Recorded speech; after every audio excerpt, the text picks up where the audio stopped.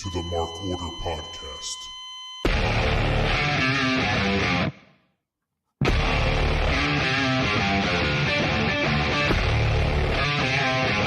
Join the Mark Order.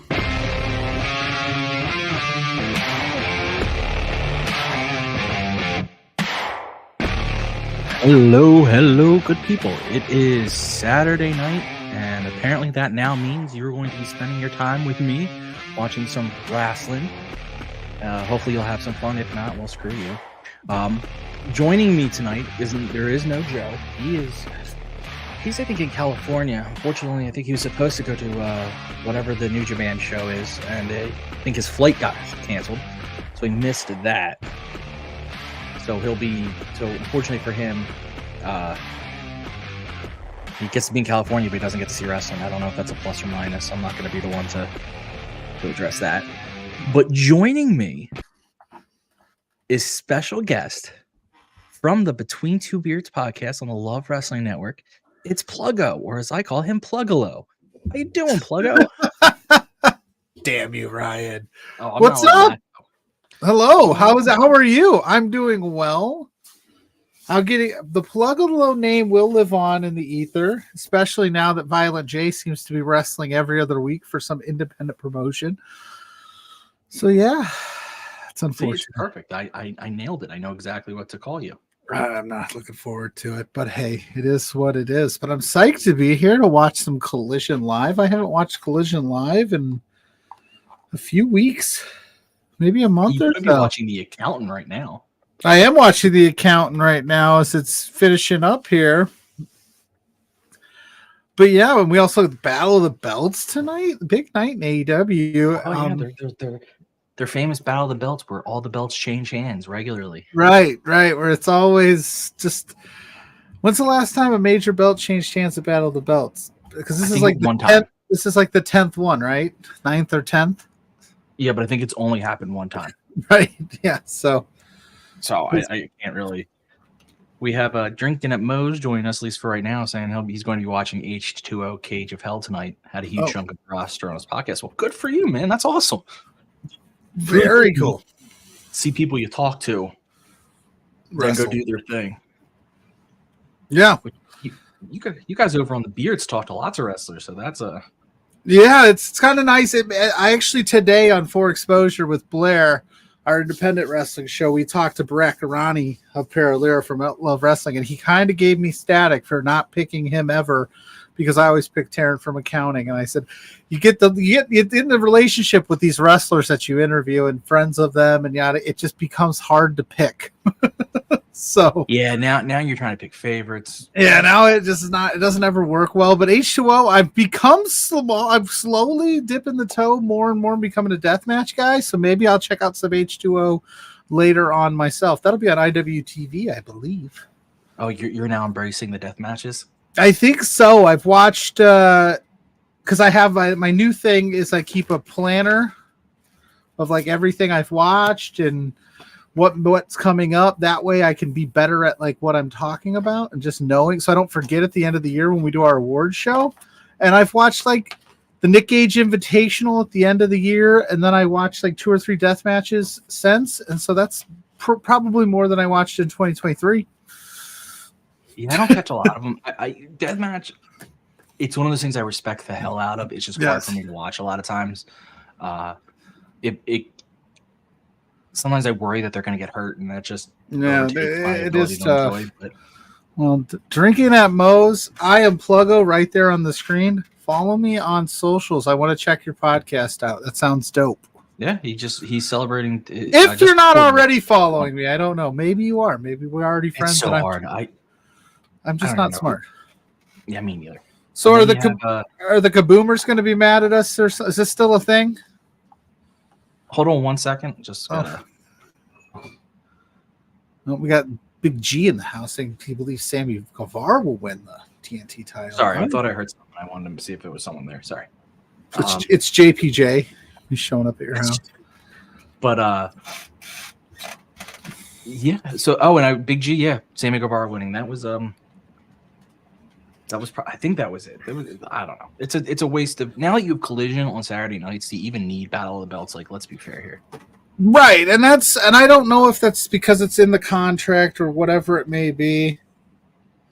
But yeah, I would say you just make the Collision a special, like kind of like WWE, what they did with like the old pay-per-views, New Year's resolution, things like that. Just make Collision a Battle of the Belts night. Oh, we got Kyle joining us. He was on last week. He'll be checking in on the Dolphins Chiefs game. I get that. You gotta watch the your football, but yeah, Ryan asked me to come on, and I couldn't say no. Yeah, you got it. I mean, listen, I have Peacock, but I'm still annoyed that they put the game on Peacock Exclusively. I watched the Browns-Texans game on Peacock, but then I realized the Chiefs-Dolphins game is only going to be there. So, I mean, I get it, but I don't know if that specific slot was Peacock's doing and they paid for that game because it was the Chiefs and the Dolphins, or that slot was already paid for and it just so happened to be the Chiefs and Dolphins fell there. You know what I mean? Yeah, I don't know. I just hate that. Like, anybody would be pissed if it was like the Browns Texans were exclusive to Peacock. I don't think anybody would care. Yeah, but I just, my thing is just making playoff football. Yeah. Playoff football should be free. I agree. We got this. Is that Rated R Superstar guy that I still call by his old name? It is, I believe, Edge from U2. Yeah. But yeah, Kyle Sparks is good people. I saw he was on here last week. So the fact that I have to follow that stud is going to be tough. Another bearded man. Yeah, another beard. All the beards, man. We'll take all the beards all the time. I'm very big on the. I mean, I'm a little annoyed with people on my own podcast saying I don't have a beard. Clearly, bearded. I actually didn't shave today just to highlight the beard. Heck yeah, you should keep it. You should rock it. Oh, this is going to be fun. Right now, so why does he look scared? Copeland has the open challenge, and answering his open challenge is Lee Moriarty. So I don't want to be that guy, but I think I'm going to be that guy. So are you saying that Edge / Adam Copeland is doing what CM Punk said he was going to do and work with all this younger talent? I believe so, yes. Okay, cool. But I love me some Lee Moriarty. They don't know what to do with him here, but this will be a fun match for him. No, they don't, but this is where, I mean, Kyle and I and Joe bitched about it last week, but where the treatment of ROH comes into play, because he should be a major player on the ROH brand right now. Yeah. And because there's so much floating between AEW and ROH, it's hard, like he gets kind of lost in that shuffle. So yeah, don't get me started on the whole ROH thing. They need to just keep all their good stuff there. Oh, shoot. I just hit a wrong button. Now I have to start my stream. Oh, I'm messing everything up. I finally made the big... Shane Taylor. Yeah. I finally made the big time, and here I am screwing it up.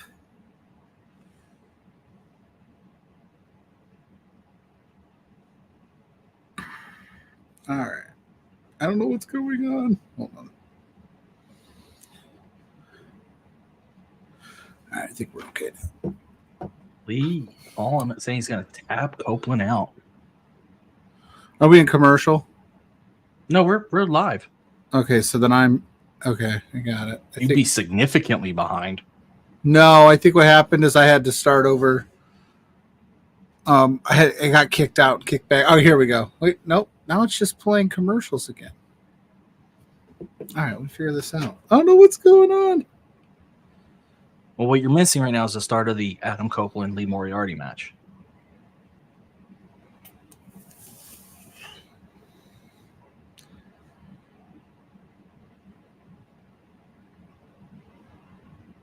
All right, let me figure this out. What happened here?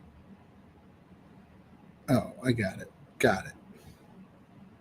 I am technologically incapable, which is just crazy to think, considering. There we go. We're back. We're good. Okay. I somehow turned my location off on my phone, and TNT's like, nah, dude. We need to know where you're we at. gotta make sure you're not in a market that we don't serve. Which you serve all of the markets, TNT. That's what I mean. Like, what? Yeah. And it's not like this is I guess maybe if you were in Canada. I think what it is because they already know that I'm borrowing a buddy's login information to watch it on my phone. They're like, we also need to know where you're. Get TNT? I get TNT, but not my laundry room, Ryan. JPJ, yo. So what I got? I got TV. I've got plenty of TVs, but not here. So 8 Christmas trees, but not one extra TV. I've got extra TVs, just not down here. But what I do is I got the laptop set up here, and then I stream the show right here, and I can hear it with my little earbud. It's connected, and then I'm set up. I can hear you. I can hear the show. I got this. JPJ said he's bummed that he could not be on screen. We're bummed too, buddy. Ryan is still upset that you chose responsibilities. Work. Yeah. The thing that pays your bills. Screw you. Yeah, what are you doing? Question for you, Pluggo. Did you get your ticket to the Warrior Show at Revolution Brewing before they sold out? No, I did not. No, I did not. I'm kind of kicking myself for not. They did sell out officially. That's unfortunate if that's true, because I was on the fence about it, but I think Ali and Trey Miguel is worth it. I think Ali moves tickets. Yeah. Well, that it's in Chicago. And then last night, that match he had last night with Gringo Loco at GCW was bonkers. So, yeah, like I'm kind of kicking myself for that one. But he's in a weird spot where, like, yes, would I love to see him in AEW per se? 100%. But I also love the idea of him just running through the indies. Yeah, I love it too. I think, it would make sense. Go to AEW, do your thing, but let's have this nice little indie run first, maybe throughout the summer of Ali. You get to All Out. He gets signed somewhere, debuts somewhere else. I'm cool with that.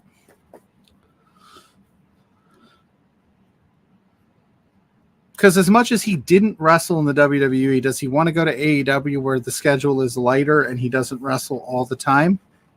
So I think he's trying to get it out of his system. Yeah, I mean that's probably what he's doing. Go through the through everyone, but and I also at some point. I know Cardona makes a killing doing it, and he's doing it awesome. But I think someone for someone like Ali, I think at some point that would kind of run its course to the point of, I don't know, like, how do I say this? He's meant to be on a big stage, I guess is the way I want to say it. Like, he is so clearly meant, even if it's, I mean, I think AEW is the perfect place for him, but even if it's TNA, like, he's meant to be on a bigger stage where he can shine because he's just too good. But for right now, I think going through just the best of the indies is such a cool run. Yeah, like all of a sudden he was free agent and he signed. I mean, he had a match. Felt like every day. He's like, I got one here. Good for him. I'm all for it. Yeah. Then here's Kyle with Mike Bennett, Warhorse, Sky Blue, Queen. Yeah, it's a great card. That's a heavy AEW card, by the way. It's a very good Warrior card. But I love what Warhorse is doing right now.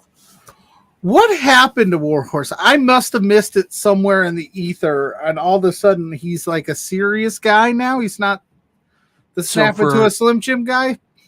Yeah. So real quick, just for those who are here for the Collision watch along, I'm in picture-in-picture, which basically means my attention is gone. Yeah, mine too. Unless you want some wings from I'm assuming that's Applebee's. Yeah, it is. He basically for like weeks, I want to say weeks, maybe months, but definitely weeks for leading up to his changeover was almost sounding like he was retiring. Yeah. Like he was beat up and he couldn't get past a certain point. And people were almost taking advantage, not taking advantage, but just like he had run his course, and then that where people were thinking maybe retirement, it led to like the new war horse, which is basically I'm sick of this old gimmick that I've had. Now you're going to see someone who's a bit of a bigger jerk. All right, I'm here for that. That's fine with me. And Big G was saying there's a possibility Ali would get lost in the shuffle in AEW. There is. I mean, that's the problem they're running with a lot. I think they've been better at that recently. I think that's actually been one of the strengths of AEW recently is that they've done a better job showcasing talent. But that's absolutely a concern. However, that also will benefit him going to the indies because I think he's going to be so huge after this run that he'll be too undeniable when he comes in. It'll be hilarious when WWE offers him a contract again. Like, hey, come back. You're so good now. And he'd be like, I've always been this good. Falk can wrestle, has charisma. Mm-hmm. I tell you what, Lee Moriarty, he's not the level of talking that I'd say Ali is, obviously. But if you talk about someone who can wrestle and has that like charisma that attracts you, he's I'm not saying he's at that level yet, but he's one of those guys. So I'm glad to see him getting a shot to show who he is. Oh yeah. I think this Copeland guy has a chance. Yeah, this young upstart Adam Copeland seems new. Let's see what he brings to the table here on this Collision program as the opener. I think he's just happy to be here. Yeah, he doesn't. I don't even think he really likes wrestling. Yeah, he's just happy to be here.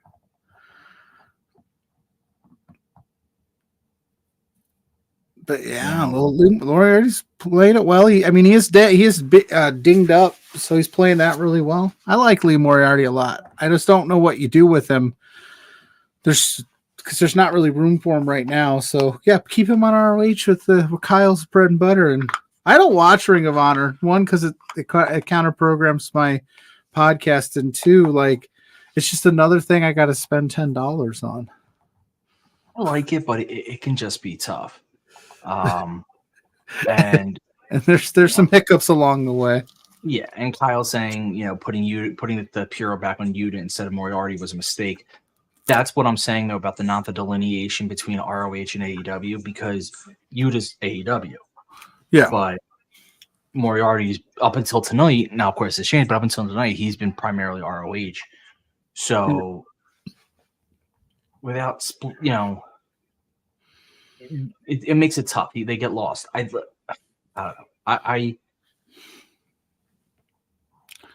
And yeah, their champions rarely appear. Drinking as their champions rarely appear on ROH programs. That's the problem. Unless you're Athena, then you're only allowed to appear on ROH programming. But everybody else, yeah, no, and that's what I've never understood about it. Like, I don't care that if you want to put it behind a paywall and make me pay for it, that's fine, but make it make sense. Like, all of your best ROH matches have happened outside of ROH. You know what I mean? That would almost make more sense if ROH TV was free. Yeah. You're giving me all of these ROH champions on Dynamite and Collision. Why do I need to tune in? Yeah, I mean, Copeland getting distracted by. Uh-oh.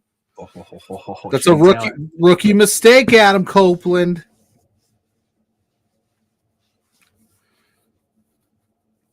I'm all here for an Adam Copeland open challenge run where he just faces young guys. Yeah, just puts over all the young talent. Think of what Cody's open challenge with the TNT title did for the company. That's where you got Ricky Starks. That's where you got Eddie Kingston. Like, you never know who's going to come out of this thing being a brand new star for the company. So Taylor just got a spear by Copeland, so that should keep him out of the match.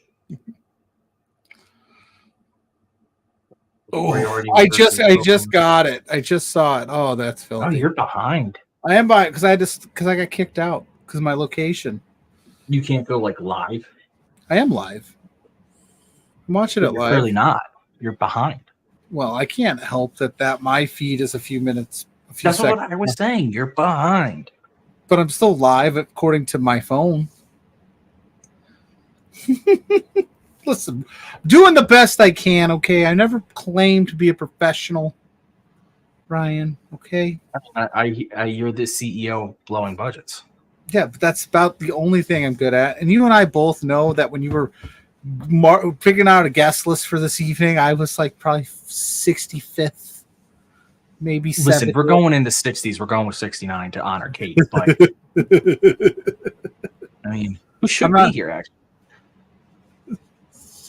This is Kate will be stopping in at some point. It is like this on every watch along I've ever done in the history of watch alongs. Is nobody's on the same timestamp ever. You can't. It's literally impossible. Remember when we did the one with Kate for the New Japan Strong pay-per-view, and everybody was like everybody was by like it was like 5-minute differences. People were like, I'm watching the entrance to this, and we're like, that match is over. Yeah, but depending on if you're watching it on Fight or if you're watching it on New Japan. Yeah. Now he tapped out Moriarty. Taps out Moriarty with the crossface.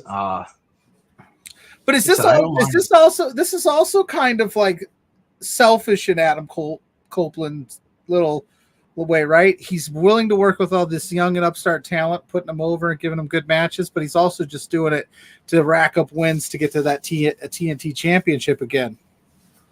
Hey, it's not his fault that the people that answer the challenge are all young. Yeah, that's true. You know, there's nothing stopping Bryan Danielson from answering it. And I forgot we get Deonna Purrazzo tonight. I'm all for that. Oh, Copeland's calling out Christian Cage. Good. What's new? Yeah. That's a feud that'll never die.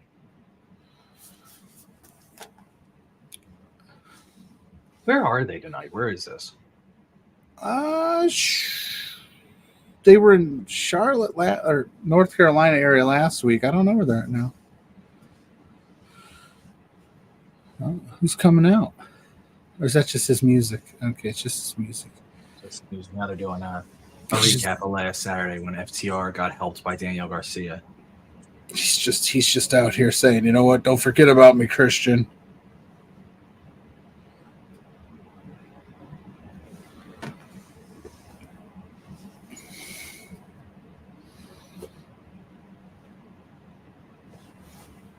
FT Garcia.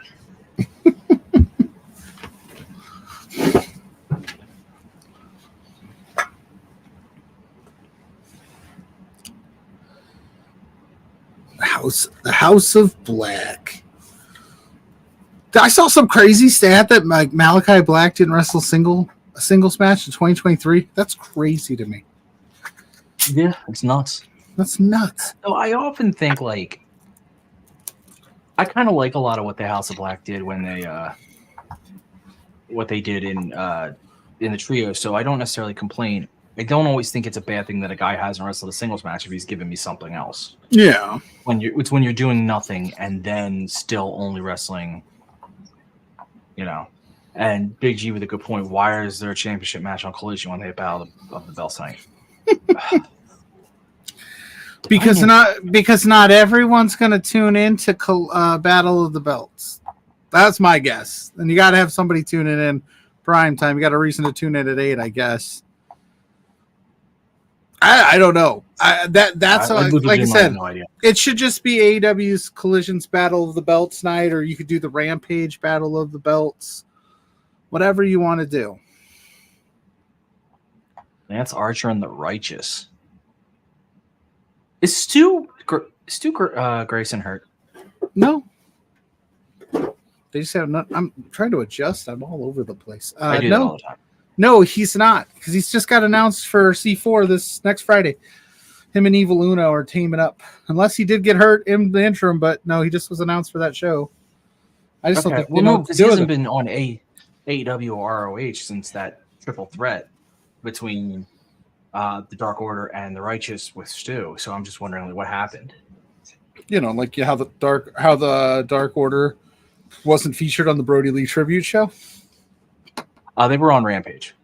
No, well, they weren't on Dynamite. No, but they were on Rampage with -1. Were they? Yeah. All of them?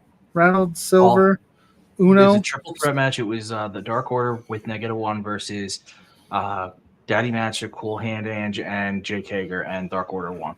Oh, nice. I didn't watch Rampage last night. Why? You're not a Rampager? No, I was a sleeper. How do you go to bed? I was a pass-outer last night.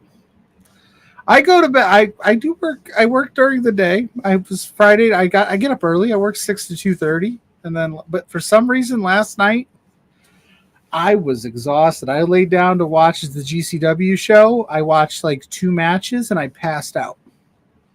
I mean, so I'll cover Rampage. This is kind of what we do on here a little bit. So you had a hell of a match between Eddie Kingston and Wheeler Yuta. I really enjoyed that. I didn't know I had homework, or I would have watched it this morning.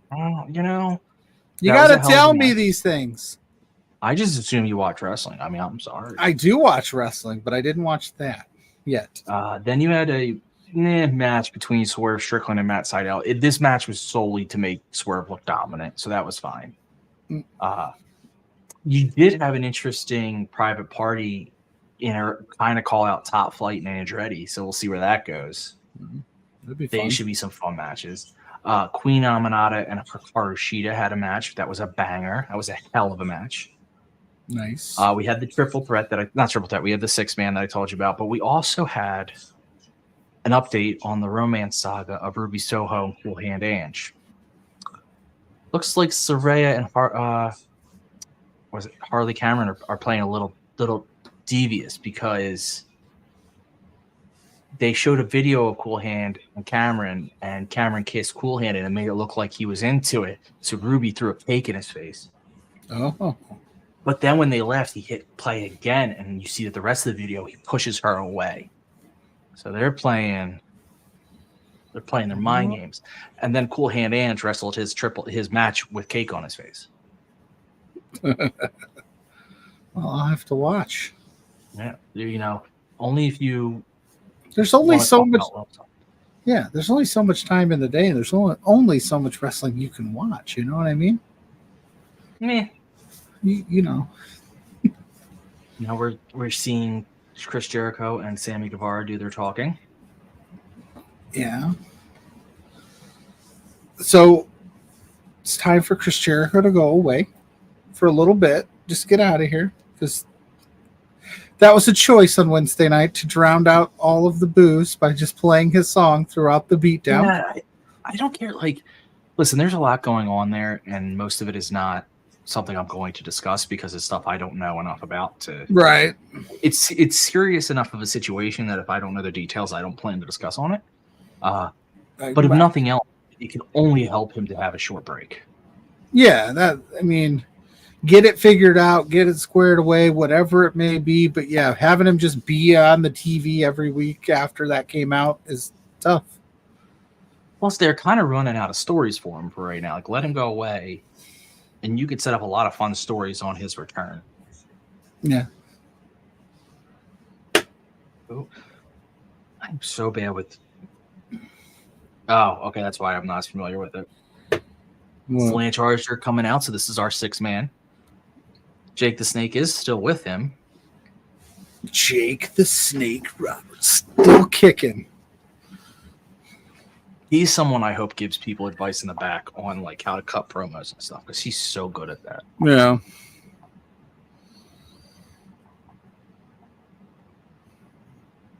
Yeah, but if you ask certain wrestlers, the younger talent doesn't take advice from veterans in AEW. Only whatchamacallit said that. Only Lance. I'm disappointed that Lance Archer didn't throw a stagehand out on the floor. Oh, I love when he does that. When he that's my guys out. Favorite thing, when he just throws some random dude on his way to the ring. I'm a big fan of the Righteous, so glad to see them back.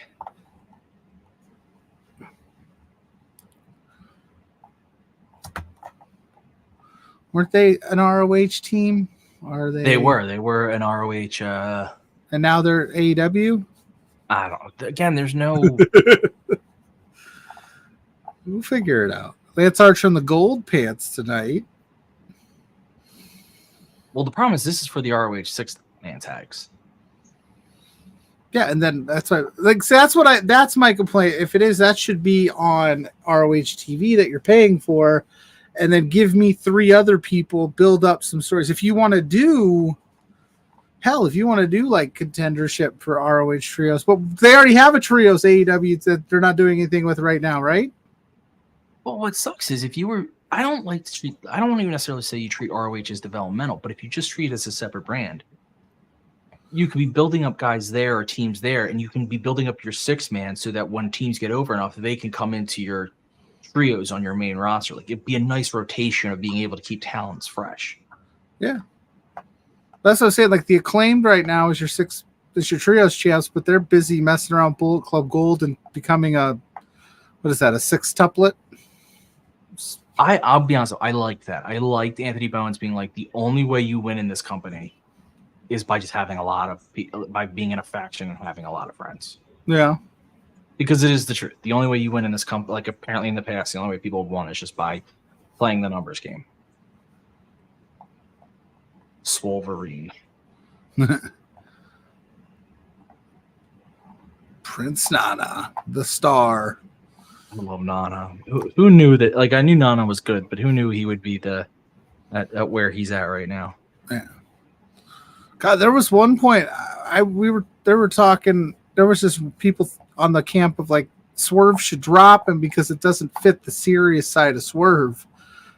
But then he got so over that it was like, you can't lose this part of it. Yeah. Yeah, and plus a serious wrestler can have a goofy manager. I mean, it's not. Yeah, for sure. You know, you're not talking.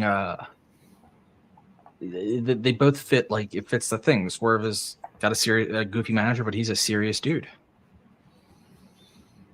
All right, who we got here? Who we got winning this thing? I don't know. I guess you're gonna have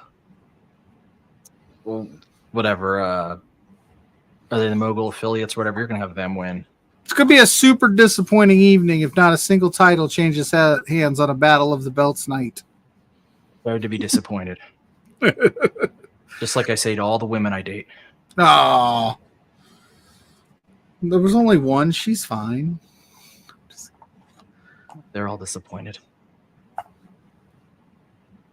I prefer Brian Cage in the long pants. Yeah?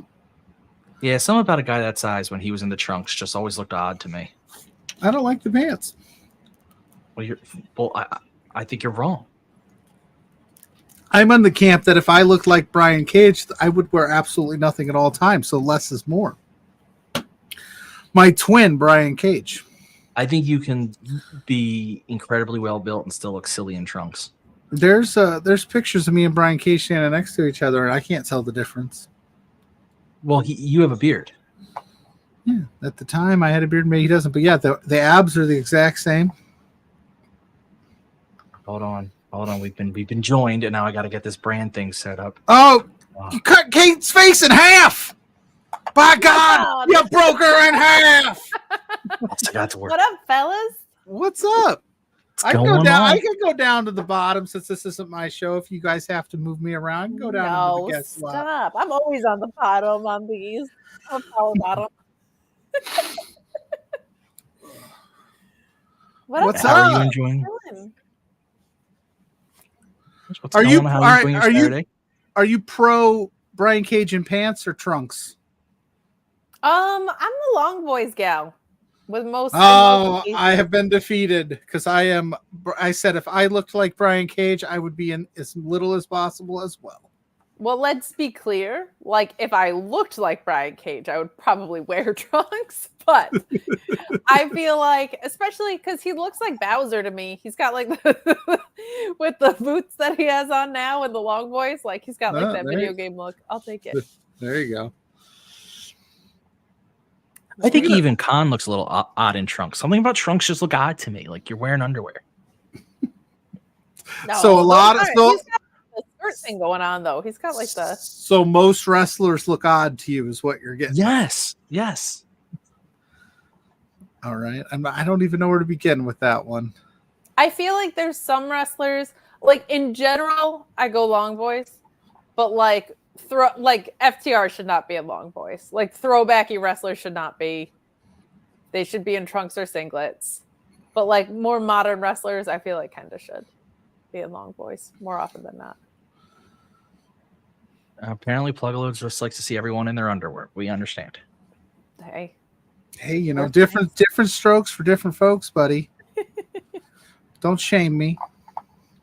Pluggo, how much watch along do you want to do tonight? You want to join my New Japan one later? Oh, when is that? 11 o'clock, 11:10. After Battle of the Belts? After Battle of the Belts. I mean, I'll join. I got nothing going on. Okay.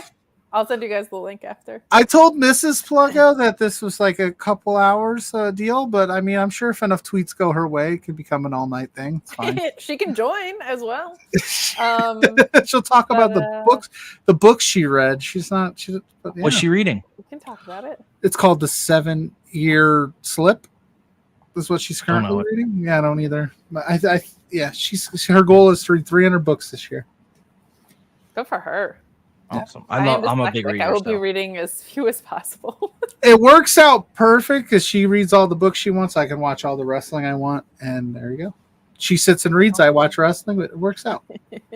So what does that come to a week? Well, there's 365 days in a year, so if she wants to do 300 books, weeks. She almost needs to do a book a day, almost. Yeah, but I do my book calculation by week. You also count. You can listen to them in audio form and things like that, but. Yeah, but that takes much longer. If it's like C Spot Run, I'm with you. Like I am so with her. If they're books. Berenstein Bears situation, I'm so in. That's about 6 a week. I think you're dyslexic at 36 years old is a mind fuck, by the way. Like absolute mind fuck. It is so weird. Even weirder that it like came from a Will Ospreay interview that I was like, that sounds familiar. I should probably get that checked out. And then I went to go to like do my consult and they were like, yes, you are. How did it take you this long to know that? I was like, because this was my norm the whole time. Yeah. I just thought it was really hard for me. All I know about dyslexia is from Step by Step when JT found out he had it. And the way they discovered it is he was saying basic economics and it was economic basics. And Cody's like, you don't even know the name of the book. And he's like, it says, and he got so confused. And then that was how they figured it out. Of course it was Step by Step for Ryan. Just like, of course it was. Love that for you.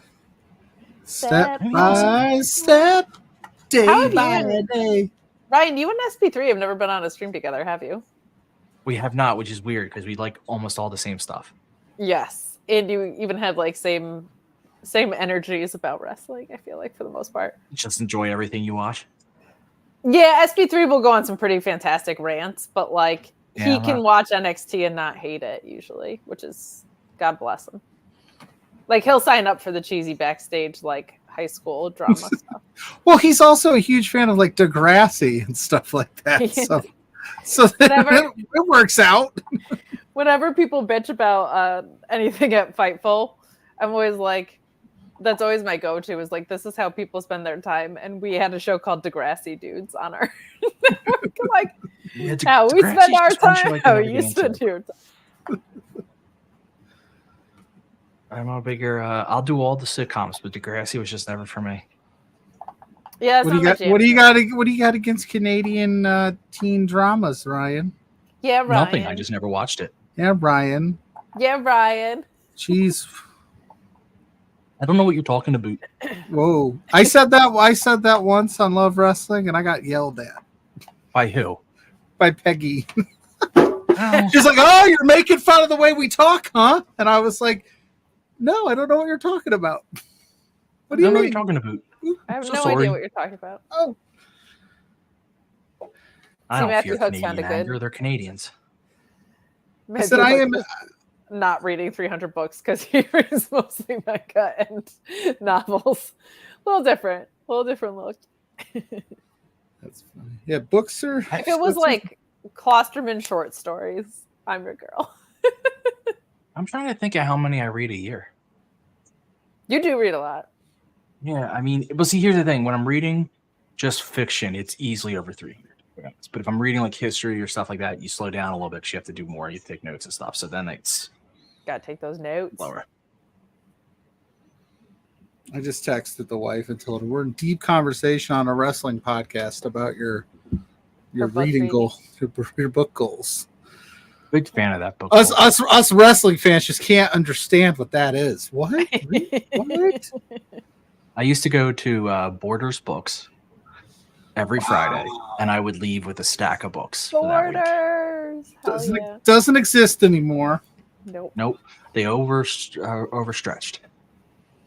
Well, even Barnes and Noble's like hanging by a thread, right? It's because they expanded into so much other stuff other than books, which is sad. Well, they've had a bit of a resurgence because they were smart. They realized they did that, and they went to their staff and said, "Why don't you guys decide what we should buy and not buy?" And figure, and that's kind of because book lovers just want a place for books. And the books are gonna book. No, they Speaking of which, Taylor's there tonight. Taylor Swift is there at the Chiefs game. If anybody didn't know. At Collision. No, I was about to say the same thing. No, she's not. They should do it. They should do it. If they keep getting shit about like you haven't broken 1 million, they'll be like, "Watch us break 2 million because we hired Taylor Swift to sit in the front row and do this." Yeah, everybody will tune in. God. I was talking about it the other day, though. I was at the Fastlane press conference where the guy asked if Sky if she'd be willing to wrestle Taylor Swift, and the internet just was not happy about that question. So I don't know how Taylor Swift would fare in wrestling circles if somebody actually pulled the trigger on it. I think they were more mad that guy is a wank and wasted a question on a world champion about Taylor Swift. Yeah, true. That's a perfect podcast or interview question, not a perfect post-press, like a press conference question. Hi, world champion. Could you imagine Roman Reigns? How would you like it if Creed showed up? Fuck off. Nobody would do that to him. Nobody wants that. Yeah. What if he just went into a whole thing about it? Well, you see, it would only matter if they showed up to do this, this, and this, because I'm a real big fan of my own prison, and I think that'd be a perfect bit of music to... We already are going to be watching Bad Dude Tito later on the New Japan watch along. I can't. So actually, Kate, I have a question for you because Pluggo thinks Pluggo doesn't think he was hurt. Yeah, I call him Pluggo because he's a juggalo. I am not. Stop spreading those lies. He's a juggalo, but was Stu Grayson hurt at some point or something? I don't believe so because he's been working indies, from what I understand. So what happened? Why is he just out of this? I don't know. The feud with the Righteous and the Dark Order was awesome, and then they just did nothing. It was it was like the only story at ROH. The only thing I had to look forward to week after week for 8 weeks, and then they just dropped it. And Stu is so damn good in the ring.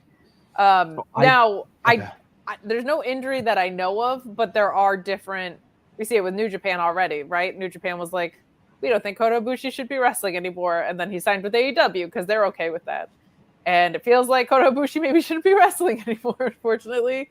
Same with Shibata-san. So maybe there's something happening that AEW doesn't feel comfortable clearing him for, but he still feels comfortable wrestling with. And that's why he's on the indies. But I genuinely don't know. Okay. It just doesn't make sense. I kept hoping when they were starting to do the Dark Order heel stuff, which they haven't really pushed that much. I was hoping they would that he'd be returning to the Dark Order as part of. I mean, it is certainly suspicious that they're all off screen at the same time. Yeah. So I wouldn't be shocked if they come back with people.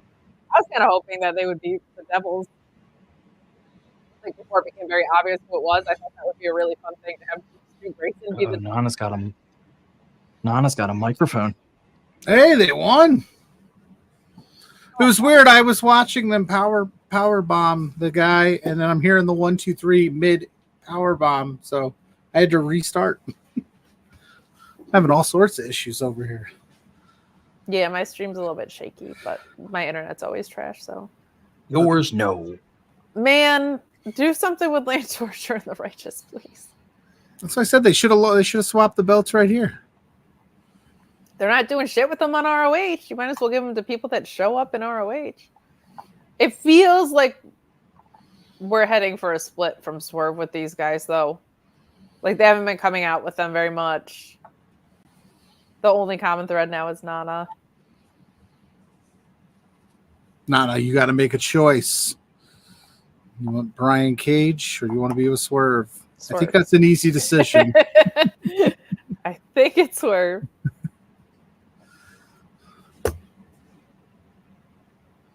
This Battle in the Valley card's bananas. Who's on the said card? They just were like, you know what? Real late, we're going to throw in Okada Ospreay.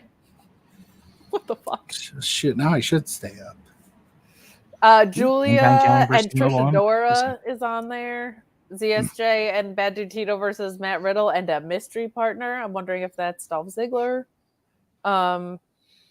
Which would be really, really fun. Like Tito and Ziggler in the same ring with like how explosive Tito is and how Ziggler sells could be really, really fun. It's a really, really good card. It's a really, really good card. And the undercard matches that we don't really know as much talent with will probably be done by 11 o'clock, I would think. So we'll probably be diving in like to the meat of the card, which is fun. I don't know what's being said here because I can't play our sound without getting a copyright strike. So if anybody has the closed caption on or is hearing this. He just basically said, how dare the Bang Bang Gang try to challenge us? We are better. So next Wednesday, it's us versus the Bang Bang Gang. Oh, that match will rule. I really hope the Bang Bang Gang wins the trios belts from the Acclaimed. There's just nothing fucking happening with them. I just said that. Yeah, I don't get it. I don't understand it. They're super over still. Like whenever they walk into arenas, but I'm so done with it. I'm like, oh wow, oh wow, oh okay. We have a trio where Anthony Bowens is the only one who's like actually great at this. Like, Max Caster is good enough in the ring. And Daddy it's Roddy. Daddy Ass gets his famousers in. Shout out to him for being able to keep it going. Daddy Ass this long. Jeez. For real, no joke.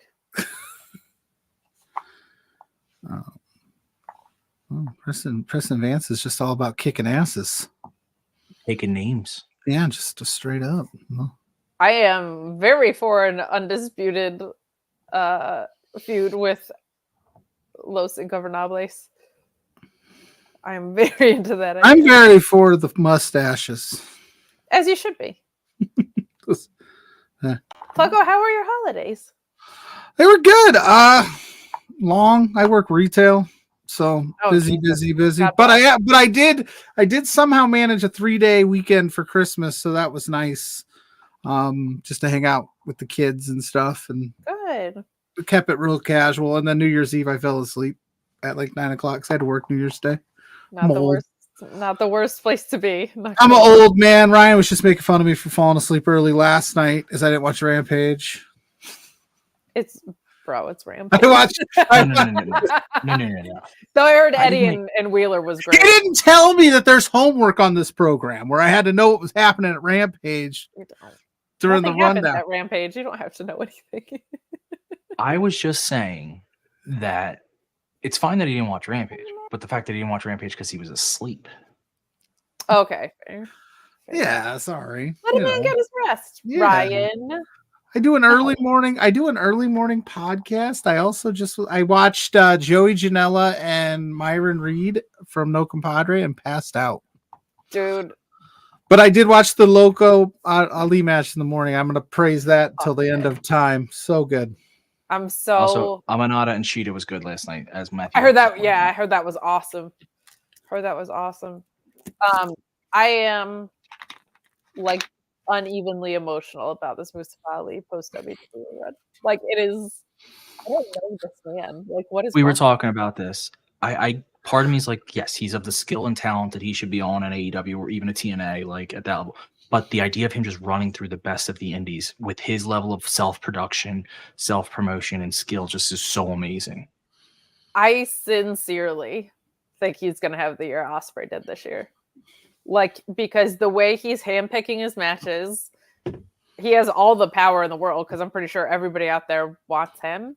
I don't think you do the vignette he had if you don't have plans to wrestle Will Ospreay, Zack Sabre Jr., Okada, Swerve, etc. Alex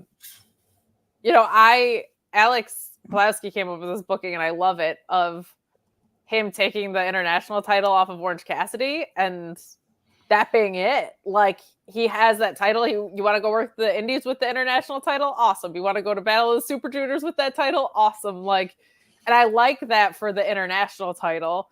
I want him to have the prestige of the TV title or something higher. Like, I think him taking it off Christian Cage could be really fun. But I love that idea of just like, this is an ambassador title now. I already have all these dates lined up. I'm taking it everywhere I go.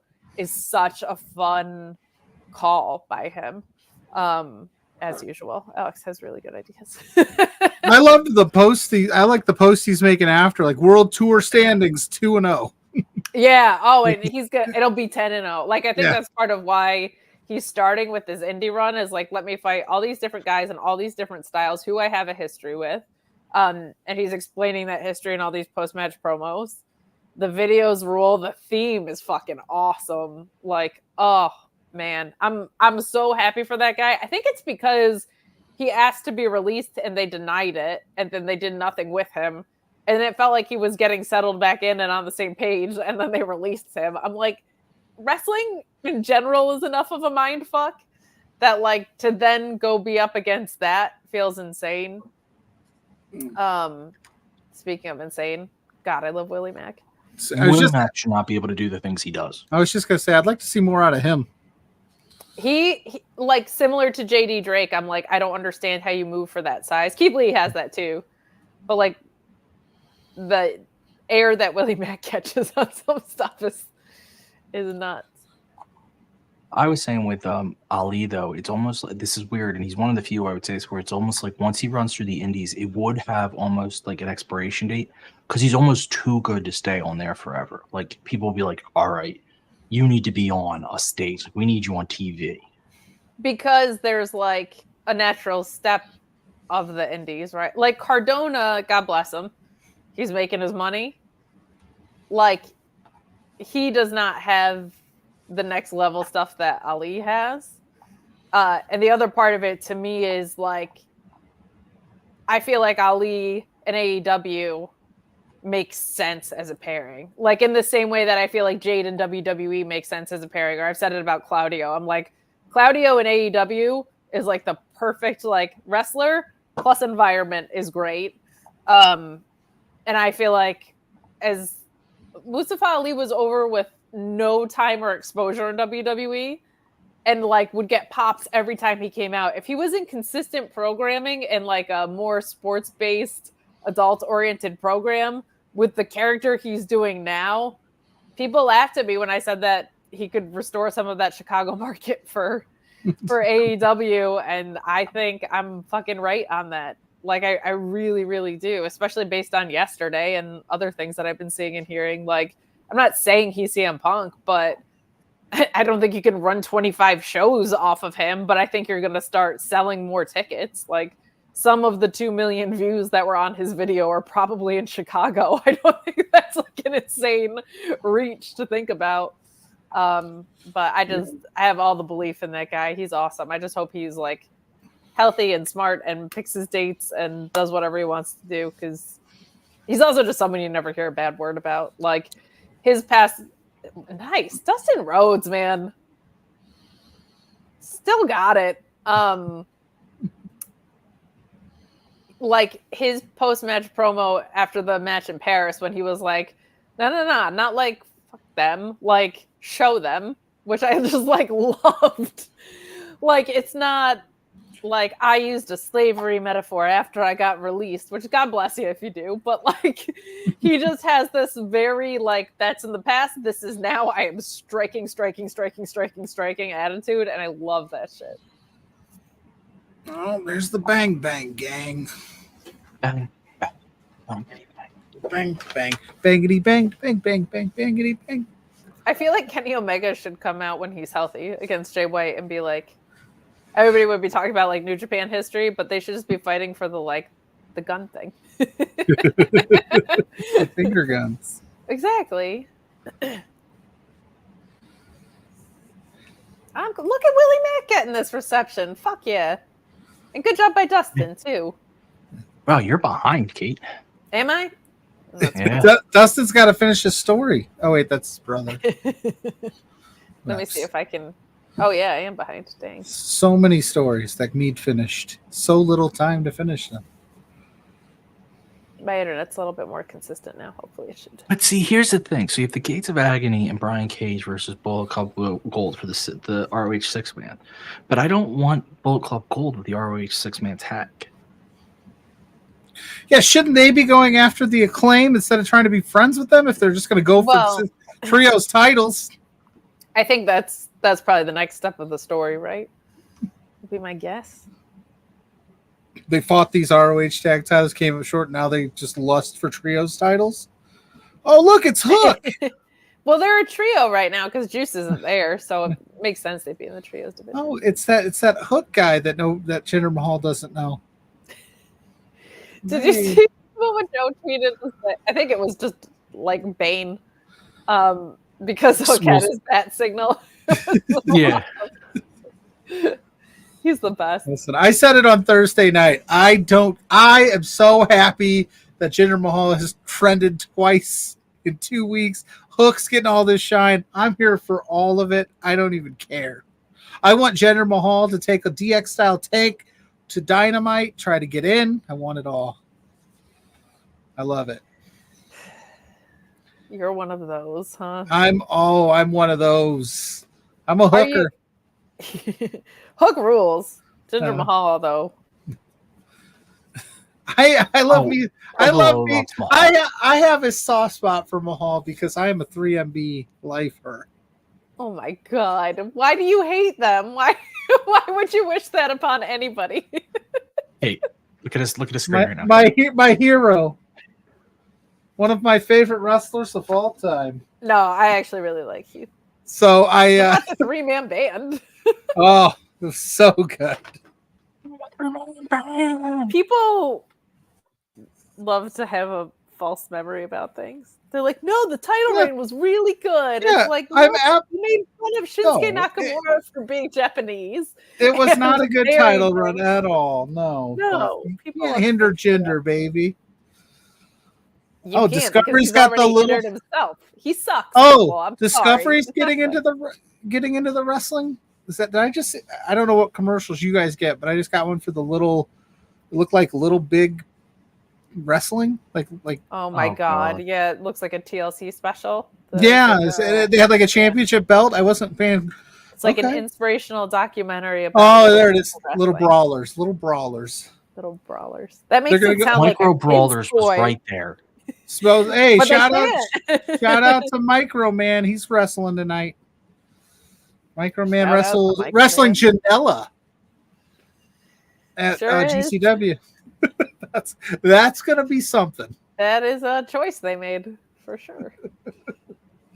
Micro Man was there last night too. I don't know who he wrestled though, but that guy's getting some shine. Him.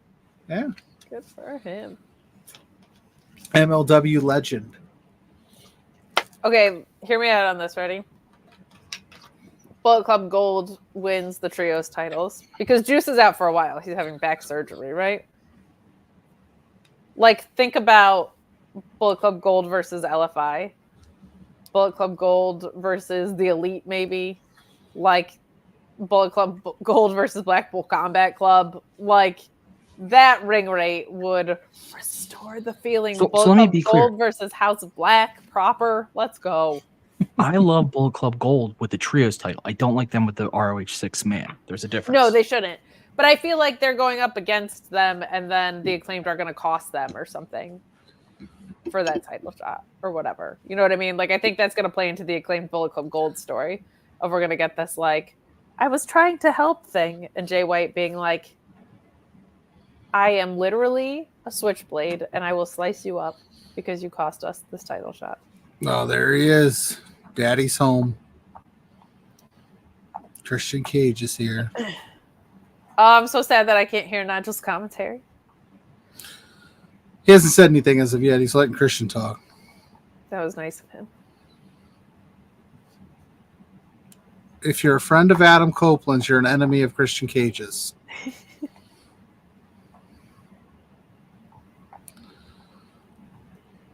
Is TNA's big signing Dana Brooke? Because I mean, there's a blonde walking in.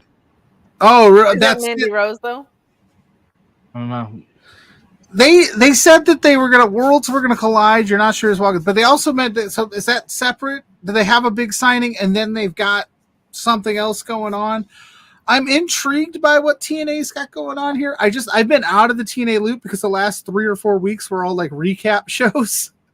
So during like this boom period of wrestling, they were like, "We're just gonna run recaps while the wrestling world's on fire right now."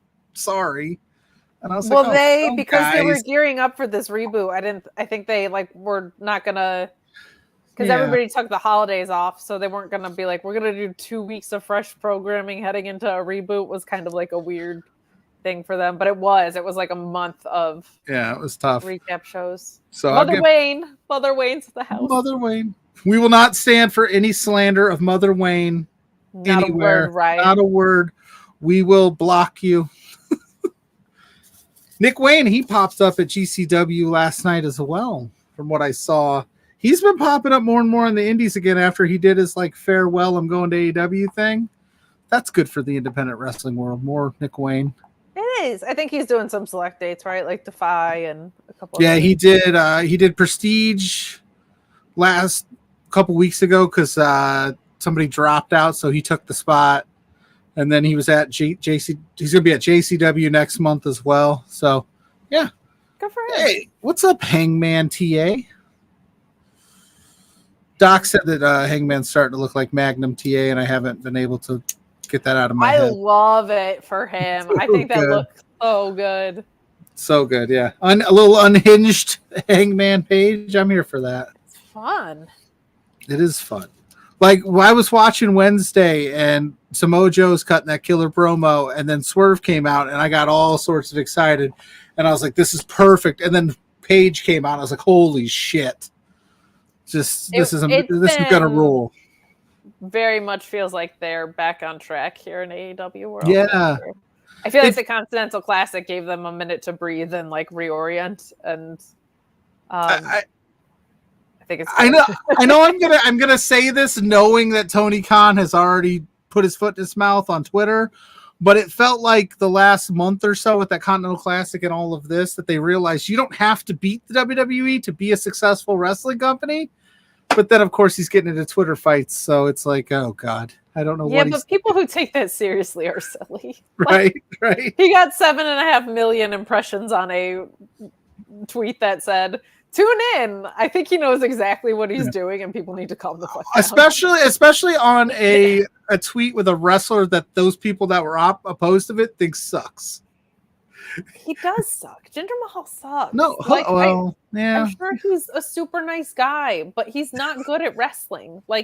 He hasn't been good at wrestling. He's not good at wrestling. I refuse to be. If you sat through those weekly shows, it was not a great show, regardless of who was the champion. So but he's not good at the wrestling part. He's not a good wrestler. This is the thing that drives me. Not everybody's Zack Sabre Jr. Kate. I don't need everybody to be Zack Sabre Jr. I need Zack Sabre Jr. to be Zack Sabre Jr. I need Mustafa Ali to be Mustafa Ali. I need people that are wrestling on television to be good at wrestling, however they wrestle. That is the craziest thing I've ever heard. What do you think, Ryan's belts? Yeah, Ryan's belts. Please. The belt of Ryan instead of Orion's belt. God. He's not here, but I'd like to know how many stock photos on Google he went through before he's like, this is the one. I found these belts. He does this every week. Wait, ask Ryan's belts some questions. I'll answer. So, Ryan's belts. If Hook or Jinder Mahal were to wrestle one-on-one, who's winning? I just want both of them to have fun.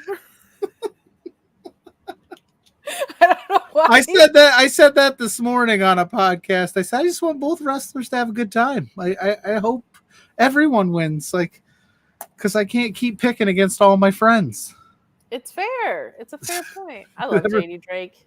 Fuck yeah. I do too. Workhorsemen are a good tag team. I liked what they said on Twitter the other day. People thinking the Workhorsemen working all these indies is a bad thing. And I think it was Anthony Henry was like, here's a list of all the shit we're doing. And we're making money. Leave us alone. Yeah, and he was like, if you haven't noticed, most of our Saturdays Are are booked. unavailable because we are signed to AEW/ROH. Not everybody gets a graphic. Yeah, there he is. He's back. We were talking to your belts. We were. Not all the belts, baby.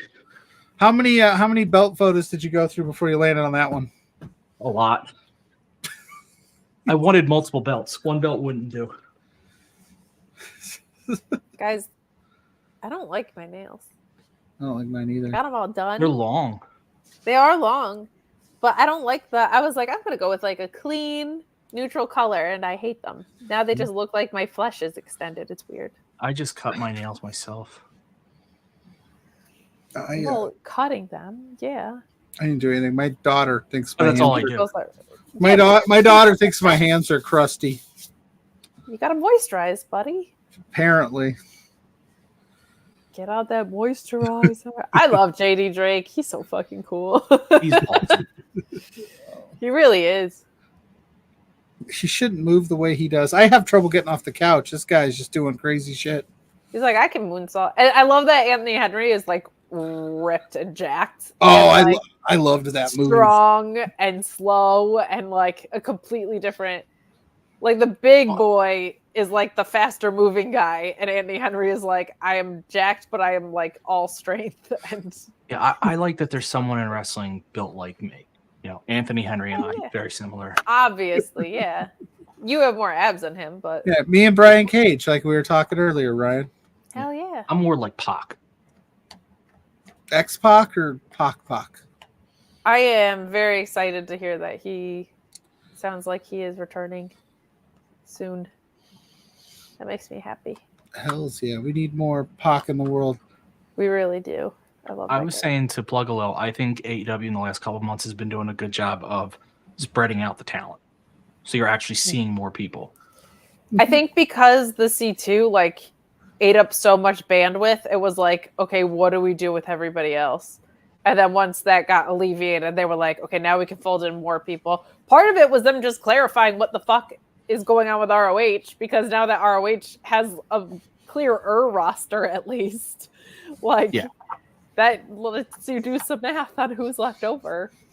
But they still need to clarify that a little bit, but they do. But they made a lot of progress. Like there's still some crossover, but you at least know like who to expect in ROH now. But it doesn't matter because it should just be 2 hours of Dalton Castle. By the way, did anyone see what Camille tweeted? I did not.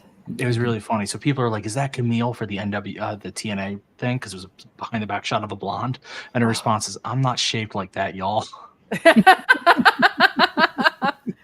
It's Dana Brooke, I'm sure. Yeah, Camille is shaped like a brick house. She's a brick. And if I'm not mistaken, Sean said that Camille has an NXT offer. I don't know why you would go to TNA. Sounds like there's been at least heavy interest from NXT, and she should. Yeah, she should go there. Yeah, I tried to watch NWA this week. It was rough. The part is, I like a lot of who they have there. That's it. Yeah, I like a lot of the people. I think there's some talented people there. It's just like it's even though it's an hour, it's tough. It was a slog. Yeah. Do you know how bad it is that an hour wrestling show is a slog? At least when Raw feels slow, you're like, well, it's 3 hours. JD Drake is showing out tonight. Yeah, when he threw Hangman into the rope and then clotheslined him or hit him on the head, that was dope. They always maximize their minutes, and he's actually getting some more time on this one too, which is nice. Hangman Page is a main eventer, and he's struggling with this out of shape jobber. I like that he's getting like punished. No, for sure. I'm just talking like those internet trolls that would tell you not to like this guy because he looks the way he does. Oh, nice. I don't know. Have you seen him? Did you see him just throw Hangman Page on himself? I mean, I will always go back. There was the UFC fighter, Big Country, and the dude was a big dude with a big gut, and he might have been heavyweight champ. If not, he was competing for it in the UFC. Like, it is not unreasonable. Scott, is that tonight? I care if NWA's he tonight wrestle. too? That's really dumb if NWA is running the same night as Collision Hard to Kill and Battle of the Belts that has Okada versus Ospreay as your main event. I thought Hard Times was the end of the month. I don't know. Oh, I'd like to also, Kate, a mutual friend of ours, a tiny little girl who we went on the cruise with, thought my microphone was a prosthetic leg. So then she thought it was. Yes. Don't know how that came. Well, now I can't unsee it. Yes. So like you So called she her a thought- tiny little girl makes me laugh. I'm probably gonna yell at for that. But she then thought, well, that would be my hardcore wrestling weapon. And I said, someone should use a podcasting mic for weapon. And then I thought, Kate, you need to tell Sean. Find a cheap one, like a dirt cheap one, and that should be his weapon. A dirt sheet. The pun is even better. I hope he's doing something in Philly. I doubt he is, but that would be really fun. Oh, we have to boo the hell out of him if he is, though. Oh yeah. Well, if he's doing something in Philly, I want to be involved. So I'll put it that way. If he's in some battle royal, I'm throwing that motherfucker over the top rope. Oh shit! I was there for his match. He looked good. He looked good. He's the best. I did ask him. I said, "Are you gonna? Is this like give you the itch to want to do more?" And he's like, "If the spot makes sense, like I'm not just gonna go out there and start wrestling again." So yeah, Philly, let's book Sean Ross Sapp in a match. Somebody else. Hell Yeah, let's get it done. I got approval for calling her a little girl, so I'm okay. I mean, she isn't not. No, she's very Very tiny. tiny. Like The me. wind blows her away. Compact. Yeah, she's tiny. Tiny baby Ryan. She's scaring you away. Built like Anthony Henry, not like JD Drake. Obviously.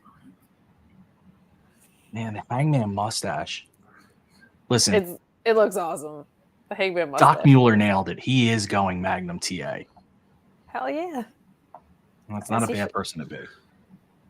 It works for him. There's not a lot of dudes I say that about. Oh, nice. I mean, it would work for me, but what doesn't? So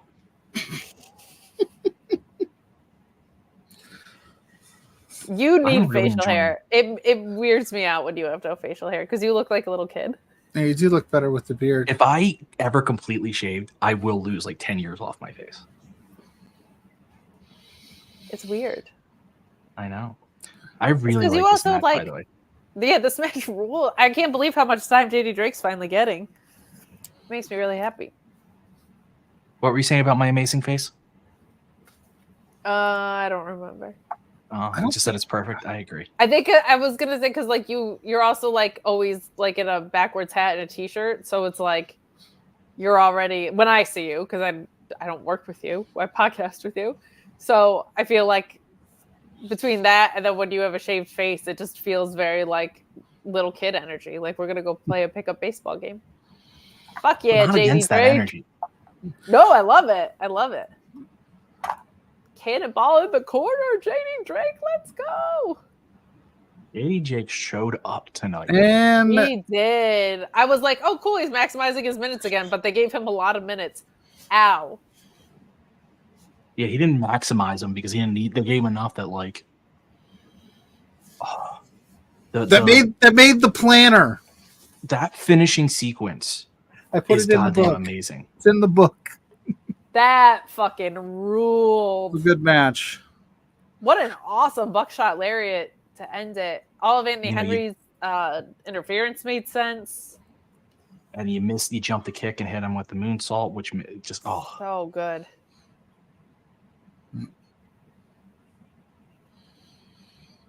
That's my new saying in 2024. It made the planner. It made the calendar. It made the planner. Yeah. Who's he hugging out there? Is that his parents? Or just some random couple? He's like, I'm going to hug this old lady. What's up? It is in his Actually- hometown, right? yeah. I think that would actually be a really funny gimmick if like you were just the wrestler who went up to random people and were like, I'm gonna give you a hug and a kiss just right now. Wrestling fans are weird. I would maybe not. No, that's true. That's true. Yeah, that sounds a little, I meant like kiss on the cheek, not like creepy, but you're right. I forgot the fan. Yeah. It's more them than the wrestler. Okay, yeah, Scott said that those were his parents. Okay. I do like the idea of him just hugging old ladies, being like, "I'm glad you came out. Thanks." Well, that was JD more what I Drake was thinking. hugging old ladies is like, I'm in on that. I'm really sad that I don't think JD Drake's is on the Jericho Cruise, so we can't challenge him to a bowling competition. That is true. But he did say when he's in Jersey, he would take on the Wizards podcast crew. So absolutely interjecting to that. If he's in town for WrestleMania week, Ryan, we could do it. I'll challenge him with my inability to get over 100. That bad, huh? I'm a terrible bowler. I was the high school bowling league champion. Thank you very much. And also did okay in 7th grade. So you were really cool in high school, Kate? There were like 3 things to do. There still are like 3 things to do in Binghamton, and bowling was one of them, and I was good at it. So the show's been really good so far. It's been Collision's fire, man. Like it's the most, for me, American TV brand of wrestling there is anyway. But like the past 3 or 4 weeks, there was like that basically perfect episode a couple weeks ago, and then some just banger after banger after banger. Either way, someone online has pointed out that it's Dana Brooke because they took one of her happy birthday sexy pictures, identified her shoes, and then said these are the shoes that the person walking in was wearing. My God. Who's got that kind of time? Extremely normal behavior. No, that's someone that remembered her shoes from her sexy birthday picture. That's what that is. People are weird. I mean, shout out to them. Shout out to them for noticing what kind of shoes she had on. Well done. That's true. That means they were staring at more than just her. That means that's like, that's the people that like, I don't read those. I read those magazines for the articles. That's that person. It is. And for those people in the chat that don't know what magazines I'm talking about, I'm aging myself quite a bit here. You used to not be able to get those things on the internet. Yeah. You had Nudie magazine. You had to hope and stumble across. This is why I don't understand strip club culture. I'm like, do you need it in 3D that bad? Are you going to pay that much and go out into the world? I've never been to one. Never been. Never been to one. It's never came up. It's never been a thing, and I'm okay with that because I don't need to give my money to that. You just click a couple buttons. It's right there. Single moms. Huh? The one that supports single moms. Pluggo is a sex. Whoa. Well, in that case, honey, after this stream, I've got to go help support some single moms. Miss Kate called me a coward, and I got to go do it. That's right. I like that. My humor that I just pulled basically came from like a Spencer's gift poster. So thank you to me. I appreciate it. Deanna's in the house. Oh yeah. Deanna, quick question, SJ, if you're still watching, where in Canada are you by any chance? Because I know Alberta's like under like a energy conservation thing right now because it's so cold. It's cold as fuck. So they're worried about doing rolling blackouts, which they'd rather not do. Which is hilarious because the boys over at Love Wrestling out of Edmonton right now are watching TNA Hard to Kill and going to do a post show. So they're just powered. We're powered up over there. Yeesh. How are the Love Wrestling boys? They're doing well. We got a lot going on. Everybody's doing well. JPJ was supposed to be here but had to work. So shout out to JPJ for responsibility. SJ's from where Kenny Omega's from. Winnipeg, you idiots? Yeah. JPJ told me he had to work an additional, I think it was like 7 hours to his shift. He's the boss. He's the boss, which means the people probably called off. Someone did, and he had to take his shift that should have ended at 3. I think it ends at like 10 or 9 or 10. Perfect timing to come and be on Kate's stream for the New Japan. Yeah, I'm sure after a 7-hour added bonus to your shift that you're like, oh, let me hop on. Maybe. I mean, we try to keep it chill. But. Listen, I got made fun of for falling asleep early last night and not watching Rampage. Not by me. I respect you and your sleep schedule. Thank you. I got kids, right? Every part of me really hopes right now someone starts a "You Still Got It" chant to Deanna just because she took a couple weeks off to switch brands. Colliders would never disrespect the program like that. That's right. That's a kaboomer thing. That's so kaboomer. That's what WWE thinks. Like, oh, CM Punk was off for a week. Welcome back. Welcome back. I just signed here 10 days ago, but I'm going to take a week off. I'll see. Oh, he's back. Well, that's fine. It's just like, does he have to return every time? Is it he just and the worst that week? Yeah, and the worst part is that they play all of the stuff from his return ahead of said return. It's like, guys. They've kind of laid off of that the more recent episodes, but my God, it was getting old. I do think they learned from AEW that maybe we don't have them wrestle as much. You mean at all, except for one house show against Dominic? I think they're very afraid of injury. They should be. But like at the same time, people are like, you just hate WWE. It's been fucking boring. Listen, it's been boring since CM Punk hasn't wrestled in 10 years. They're worried he's going to get hurt. That's a fair point. He's got some ring rust. He hasn't been doing anything of note. By the way, can I make one complaint about this match? I love both ladies in this match so much that I'm disappointed that their debuts are against each other. Their Collision debuts are against each other. I'd rather their Collider debuts. Yeah, their Collider debuts. Did you see that reversal by Deonna there where she took Velvet off the rope and put her in the submission? Mm-hmm. No, I'm not watching the show, Brian. Well, you weren't for a while. Did. That's some Tecker shit. That's my shit. I know, I was calling it out for Kate. This isn't a watch along. Well, I love you, Ryan. I'll be honest, I'm not as familiar with Deonna, so I'm seeing a lot of her stuff. I thought he was going to say, I'm going to be honest, you're not for me. Yeah. Deonna's good, dude. She has like one thing that I like about her is she has, I'm not saying that she's Danielson good, but she has the thing that Danielson has where she has like a strong technical base and it's really like well rounded out by American style of things. She's great. I think you will very much like her in the ring, but also Red Velvet, respectfully, goddamn. Yeah. Did you just see the spot with Red Velvet? Well, I mean, I know you saw it, but I'm bringing up the spot with Red Velvet where she went through the ropes, bringing Deonna's arm with her. Yeah, it's good. She's reckless. I love it. Yeah. Yeah, she's at her match. She's like female Darby Allin a little bit. Like she's got to rein some foot in. It makes me nervous, but I love her. She's awesome. She's looked really good since coming back too. Like she's looked even better than before she was injured, I feel like. I'm super glad they didn't make her like a squash match against Deonna. Like she doesn't deserve that. She is. No. That's what I was saying. I wish they both would have got matches on this show and they both would have got wins. They can't like afford to do squashes because they have such little time. Yeah. That's true. They're also letting Deonna show just how good she is because she's done some really cool stuff. She's great. She's great. When we saw her in that 4-pack and she was awesome. Remember, it was her, Julia, Momo, and Giselle Shaw, Ryan.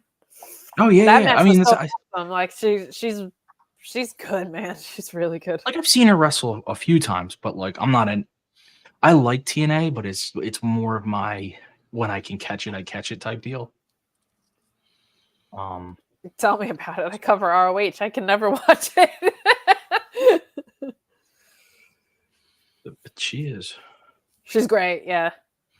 She's one of those ones. It was almost like Tay Conti where she was a little bit ahead of where Tay was, but like she got released by WWE. Nobody really got to see her do a lot in WWE, and then she went somewhere else and just had time and room to grow and hone and hone and hone. And she just, because Impact / TNA is such a like female forward brand too. Like they had all the TV reps that you need to get great at shit. And you can fight dudes and you can fight women of all sizes. And like the diversity in the Knockouts division is also awesome from like a stylistic perspective.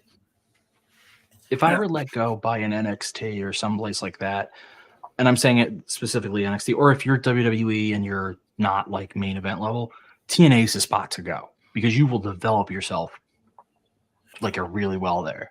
Yeah, I would say depending on what level you're at, but yeah, like it's Oh yeah, I mean you got to be. I'm assuming when I say that, it's like someone who can wrestle, who just needs to be fostered a little bit. Yeah. Yeah, and given the time to develop a character and show off who they are. As especially like women's wrestlers, they're like. Well, that's what I meant. I meant more the women's than the men. Than the men, because TNA is the best at developing women. Yeah. I mean, Gail Kim deserves a ton of credit. Like she's given it, but she deserves the most credit because they've been that way for a long time. Also, Knockouts division is just like the perfect. That's like the only term that didn't date itself that was established during that time. God, Deanna rules. I want to say something about Deanna that I don't know how to say this. I don't want to sound weird, but I think it deserves a point. When a lot like Red Velvet is not too bad, but like a lot of these wrestlers that come into AEW, a lot of the women have been very small. I feel like, and she's not big, but she's she's like Chris Satt. Yeah, that's like, and that's great. She's athletically built. Yeah, that looks painful. She'll fit in any match she's in. I guess is the way I would like. I love this spot. I love the double armbar. Oh, my Tekker shit, baby. She's so good. Put the title on her. Let's go. One LT, I gotta admit, I love the verbal submission too because it's old school. I love the verbal submission, and I love during CSJ Metalik tapped with his toe. That ruled. Lady Tekker. Red Velvet could claim she never tapped. Those in chat who are actually able to listen to commentary at like a level. Was Shivani struggling to say Deanna's name? I've seen some tweets about it, and I'm just curious. And was Nigel the best on that match? Because I would imagine he would be. Oh, we're getting Hook in action next. Watch out. Hookers unite. Does WB own? WB owns the movie Hook, right? Sure. I think they made it. Because I'm just saying, I know he's got a cool theme and all, but just once use the Hook theme. No. For me. God, that finish was awesome. She's going to be great for this division, man. Like, it's... Yeah. I would not mind her if ROH gets a proper TV deal on the rights renewal, her dethroning Athena, or at least having like a 3-match series with Athena, I think would fucking rule. No. They said Tony was fine, so okay. Good. Athena, when she's ready to come up, she has to go for a title. I think that's why she's still in ROH. I think they know they need for her to come in and probably win. Like she should. The only way she doesn't go for a title is if it's against someone like Deanna, who say Deanna doesn't have the title or something like that. Like where you're saying like we're just putting two of our kind of like Swerve and Hangman right now. You're just putting two of your best top at each other. But I think she should be on AEW with that title so that you avoid having to have her in a title picture. Like she should just come up from ROH to AEW with the title so that stake is already there. But man,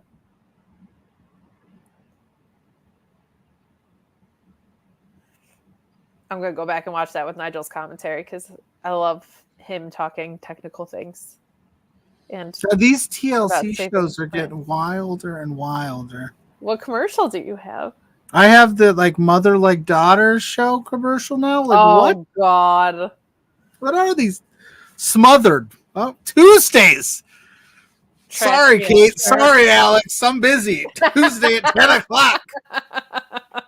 I got Little Brawlers and Smothered. Holy shit. Little Brawlers and Smothered. Oh, Lord. Now, Kate, I know you've tuned in for this a bit, but Pluggo, have you ever watched the... Who is this Pluggo? It's you. It's have you ever watched the Fightful Overbooked FMC show when they play the dating video game with Cher and SP3?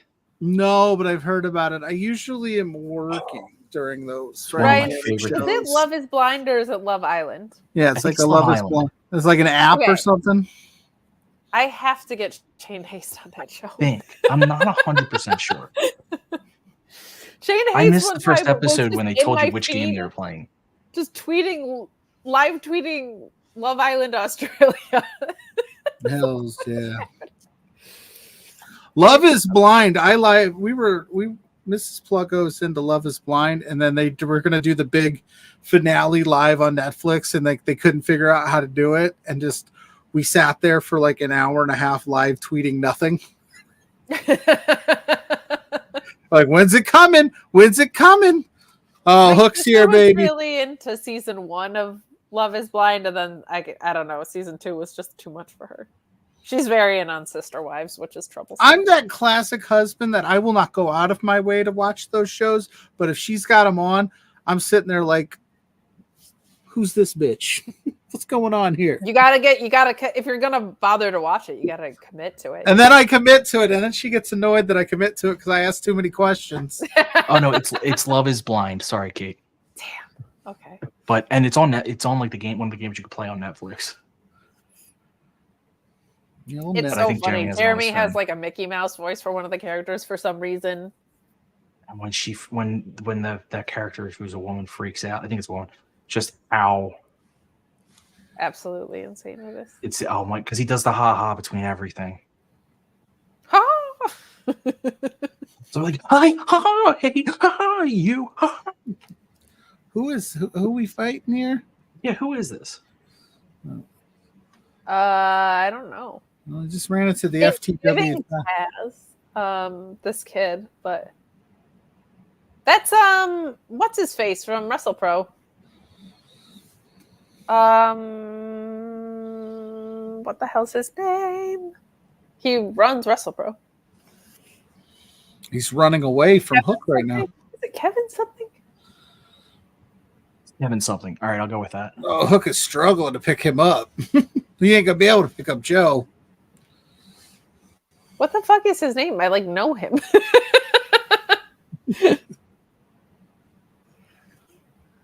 I think that's why they had Hook face him though, because he's a bigger guy and they want to be like, look what Hook can do. But he ain't big like Joe big. Hook ain't gonna be able to get his arms.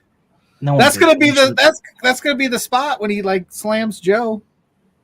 You know what's weird? I hate to say it because he just had an awesome match against Hangman, but JD Drake would have been great for like showcasing that Hook can fight a bigger guy. It's true, but you don't want JD Drake to get as squashed as. No, I don't want that squash. I want a real match. I would love to see a stat of like the 30 Hook matches and how much actual time. Ring time? Yeah, because they're always 2-3 minutes tops. Oh, I just realized you're gonna have the Red Rum and the Karafuda clutch like both locked in at points in that match, and that's gonna rule. I hope there's a lot of, and I don't usually like this, but babyface and peril stuff of Joe just like toying with him like a predator and his prey, and him just getting the fuck back up, because we haven't seen that out of Hook. Like, it's just been this dominance. And he obviously has to lose, and I think you want Joe to look dominant. So like do some like character building. Yes, and like every time you think Hook's gonna lose, he pulls out a move. Yes, and like just keeps. And Joe's so good at selling that kind of shit too, man. He's the best. So that match is presented by the Suicide Squad game or something that's coming out. Yeah, there's like an official partnership with. They're not going to make a special Suicide Squad championship match for Jeff Jarrett to win. I called this Dynamite a wash. I don't think it's nice having you here, always come out. Nice having you here, Pluggo. I try. Thank you. I'm glad to be here. I got the invite. It was fun while it lasted, but now you're pro Jeff Jarrett, which means I'm not pro Jeff Jarrett. I was being sorry. I'm not. You better be facetious about that, sir. I am not. You can ask around. Double J is not for me. He's one of the. I will say, everybody who was like, "Oh, Double J is great." Nobody during the Continental Classic was like, "Oh, I miss Jeff Jarrett." Not a single person. No, did exactly. I see saying that. Get him the fuck off my screen. Two things can be true. Double J in small doses, fine. No, we never got small doses. That's where the problem. That's why I said I can't believe they're not running a match for him to promote that game. Thank God. Double J. Maybe they should bring John Cena in. He was a member of the Suicide Squad. Yeah. Maybe John Cena's the big signing. For TNA? TNA. Yeah. He's the blonde. He has hair now. Yeah.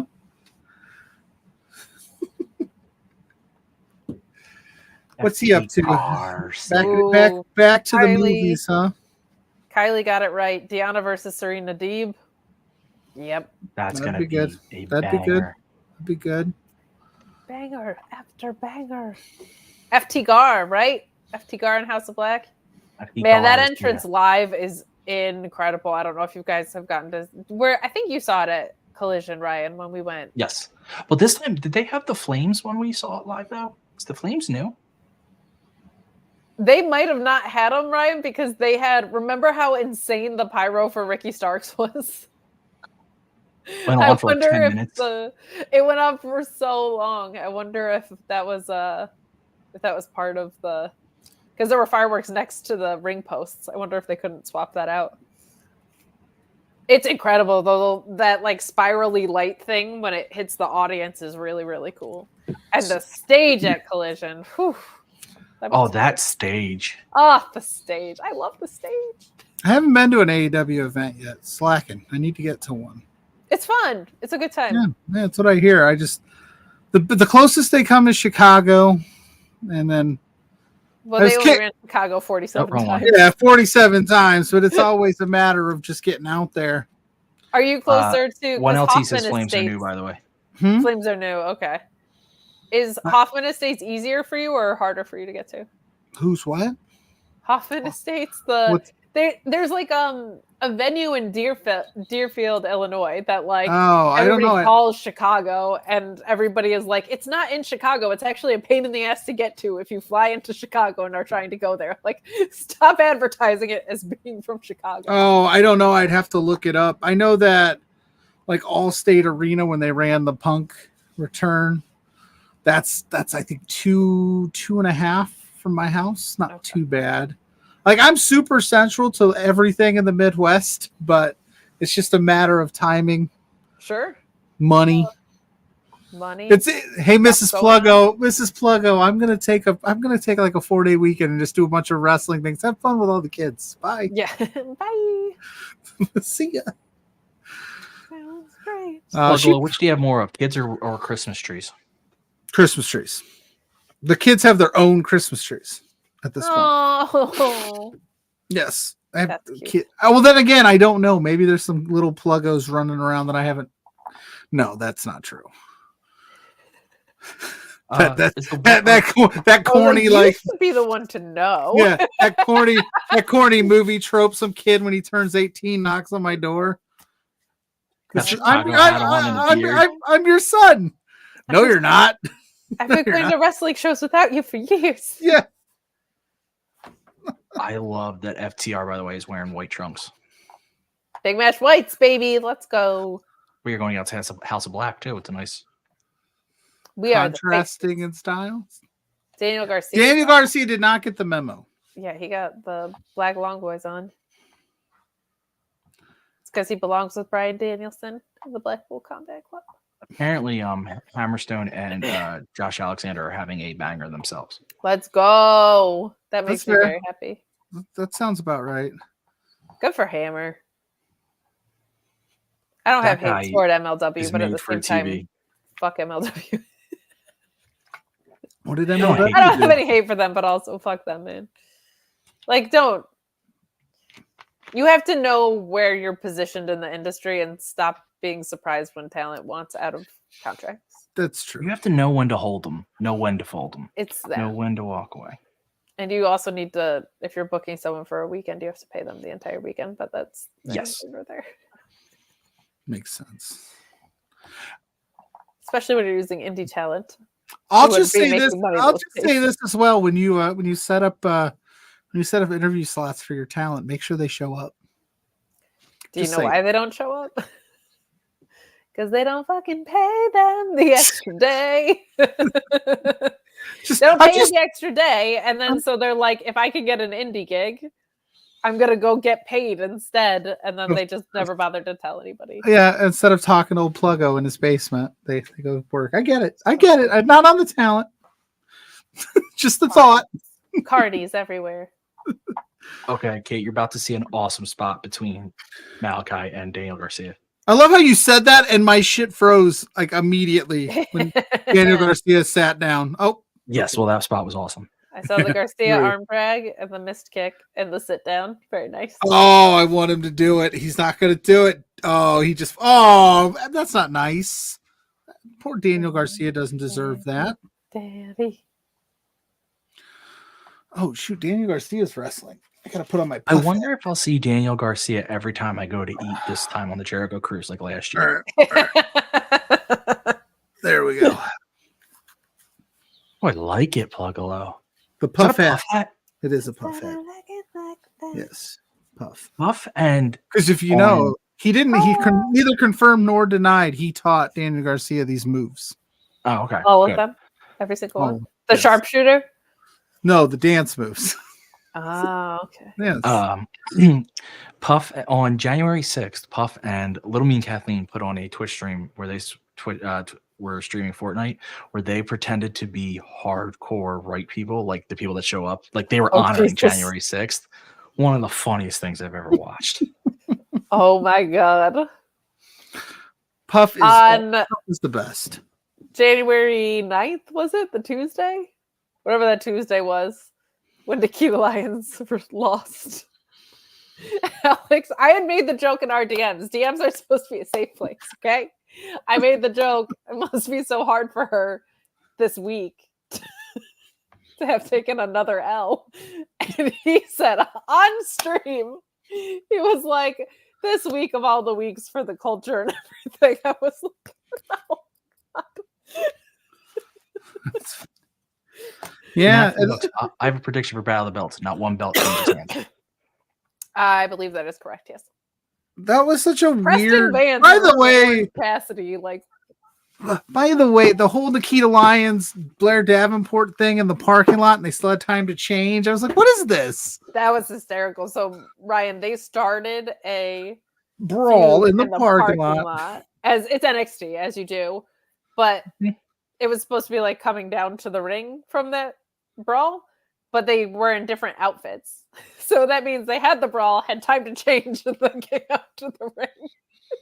Such a that's like so is it like in Batman, the 66 Batman, when they go down the slide, like they just change in the pole, they just change instantly? Yeah. So like they went through a door and they were changed? I guess so, yeah. It's like very into a nearby phone booth kind of thing. I love that. Did they call it out at all? They did. They were the ones that were like, they just brawled in the parking lot and starting this match now. Nope, not a single That's thing. one of those things where like a good announcer will understand how stupid that looks and be like, I don't know how they had time to change. They got pulled apart. Either they'll make logic behind it and be like, they got pulled apart for a couple minutes to get changed, saw each other, and started again. Or you'll be JR and just be like, I don't know why they got changed. Exactly. That's like I'd say that's a good move though. Like that's call it out. We're not dumb. Most of us are. Nikita Lyons, what is she? She just screams and kicks. Sounds like my toddler. A lion. A lion, rawr. She's not the worst in the ring. Too. Like she's really not. There are far more offensive people in the ring. Yeah. But I will say, like, she got injured and came back, and the like hive that was there for her is not responding the same way. I think it's because she put on clothes. Oh, is she wrestling in full gear now? She's almost in the reverse of what she used to be in. Like she's got like magician sleeves, and then like it's open like here, but her boobs are covered. It's very odd. Yeah. Also, so like everything that was out is now in, and everything that was in is now out. Also, and I don't know how many men are into kneecaps. Yeah, I don't think. I called her original gear a reverse bikini, which Alex was like, "That's exactly what it is." And this gear is like a reverse magician's assistant. I don't know. It's very odd. Also, she was definitely built on, like, her hype was built on hype type deal. Like, people got into her after it was like So as soon as even the beginning of that dies down, the rest just it's a cascading effect of people being like, all right, I'm out. Yeah, and like the division's a lot different than when she left too. Like they have a strong women's division in NXT. The booking doesn't make sense. God bless them. But Gigi Dole and Tiffany Stratton's a different wrestler than she was. Roxanne is great but wasted. Blair Davenport's awesome. Like they have a really strong division, and everybody kind of fills an archetype there. And for her, she's just kind of like even if you wanted to do the sexy girl, like I think Cora Jade's got a lot to learn, but And, Gigi Dolan, she too, if you fits wanted to that narrow it mold better now. But there isn't a person who thinks they're black, so. Well, how about just an alt-right? I said Lacey Evans got released, bro. Exactly. There's a need. Exactly. There's an opening. There's an opening. I said that she and Hollywood J should have a tag team just called Blind Eye because everybody just lets it happen all the time. Worst. And one LT photo. I don't want Buddy Matthews getting tattoos. He is sculpted out of marble and deserves to remain perfect. Why are you anti-tattoo, old Yeah, man? what are you doing? Get off my lawn, dude. Calm down.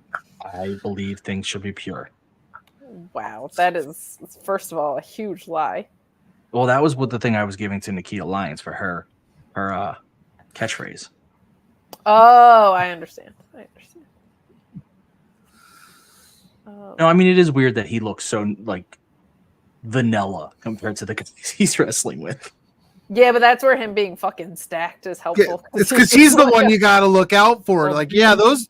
If it's always that like oddball on the gang, like those like Brody King and Black look like they're part of that gang call, that gang life. And then there's like, why is this, untattooed? You gotta watch out for him. He's the killer.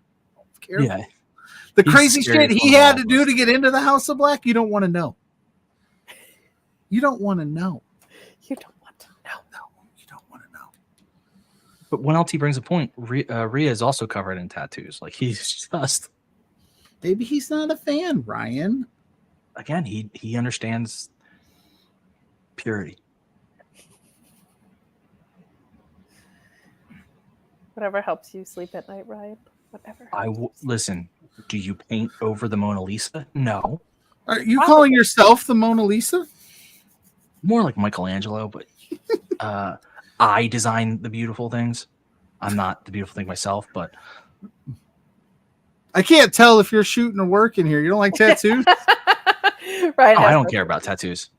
Except when they're on Buddy Matthews. I have no tattoos. Not on Buddy Matthews. Yeah, right. I wouldn't look good with them, but I have no problems with them. I have one. So I was going to ask, do I have to leave? I only have one. Kate has two. So. And it's not a hatchet, man. I really want to get like 6 more. Yeah. You're just going to, but you guys are all just going to tune into a stream one day. I'm just going to have it face down. Be done. Or you just have like, you could get the Cody neck tattoo, but it's like a Mark Order shield. Yes. Like how many likes would it take for you to get that? 2. It's not likes. It's not likes. Retweets? What do we need? We need this to become my only career and job. And then, well, yes, that too. So either that or this to become my only career job. And I will. Blowies. It's blowies. Yeah. It's always blowies. Do I have to get it the Cody I size? am literally always the most perverted person on any stream I'm on. And I am always like streaming with dudes for the most part. Dudes that are probably like, let's not be super perverted because there's a lady here. I know, like people who are extremely respectful of like me. I know who and Kate then is. I know what she is as a person. It's true. Unpure? Is that what you're getting at, Ryan? Oh, Jesus. Ryan's not a great host. He just likes to dog on the people that come on and hang out with him. Yeah. Like, I know, it takes time out of my busy podcasting schedule. You realize who I am? Luggalo the Juggalo. I show up late. I leave early. I will probably have to leave here in 5 minutes or so because I got to hop over to... This was the conversation between me and Alex. Alex, are you able to join the Battle of the Belts watch along / Collision review? Probably. Okay, good. I don't think I should be alone in case Jericho and Sammy win. I was like, I don't think they are, but I will be there just in case. That would be. I don't even have a reaction if that happened. Dude. I even if that was the plan, I don't think there's any way now that they do, but I don't think that was the plan anyway. No, well, especially because again, it wasn't ever supposed to be Sammy. Right. Yeah, It's supposed to be Kenny by God Omega. Poor Sammy. Well, the only thing they can do for him is the Jericho crutch. I mean, he didn't really help himself out in that 4 Pillars feud. No, they also didn't help out because what was he? Was he a heel or was he a face in that? He was like, I'm a comedic heel and then a serious face. Like, that didn't work. No. I actually liked him in the Callus stuff. I thought that was good. That was the only time I was like invested in the character of him because ring-wise, he's great. But at this point, just let him wrestle. Just let him be a guy who wrestles. let him wrestle a bunch, yeah. With not Chris Jericho. Like, let's just see what it's like to have him not be near Jericho for once. And bad booking. Like, that TBS title reign stuff did him no favors. Like, that was, like, with him and Scorpio Sky, that run was just, like, they had such an opportunity to do a double turn, and they didn't. Like, just weird. Though they're bringing back Men of the Year in ROH, it looks like, which makes me very, very happy. Yeah. Because Men of the Year ruled. They do rule. They'll continue to rule. All right, I'm going to watch the rest of this main off stream. But All right.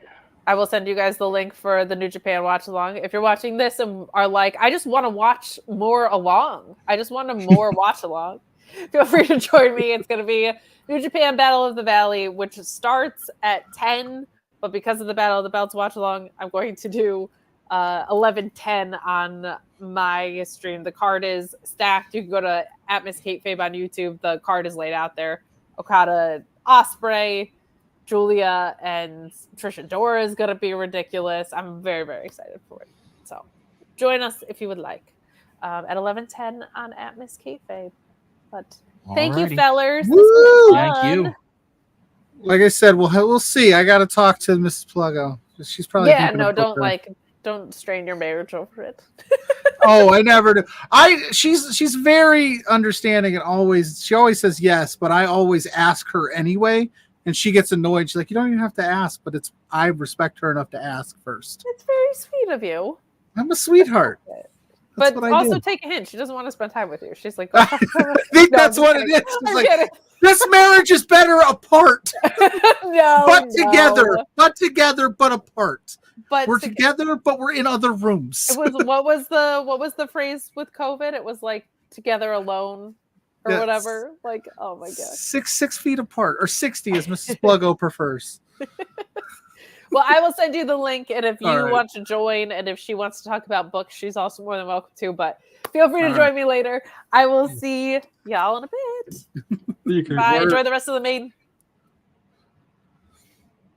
Now I'm all screwed up again. Okay. How dare you? We do this on beards all the time. There you go. Perfect. Yeah, I mean, so a little behind the curtain for anyone. Joe made these, so like he understands how these all work. I'm still figuring them out. Yeah, I don't know none of that stuff.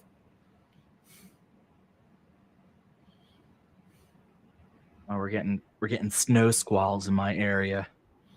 We just had like the nastiest snowstorm. But this isn't going to be nasty. This is going to barely leave a coating, but it's just squalls. Yeah, we got like 6 to 8 inches of snow over the last couple days, and then it's going to be what's the word I'm looking for? It's supposed to be that frigid ass cold, 5 degrees. That's the worst. Tomorrow, it's Arctic swirl or whatever.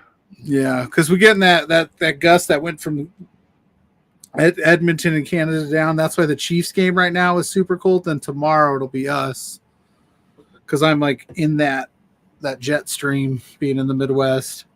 Yeah, I mean, we're getting cold too, but I don't think we'll get to that level, thank God. This has been a really fun match, by the way. Yeah. What I like here is whatchamacallit, Daniel Garcia was just hung over the ropes in that typical Brody King spot where he was going to choke him out, and he grabbed the hand, and I really liked that.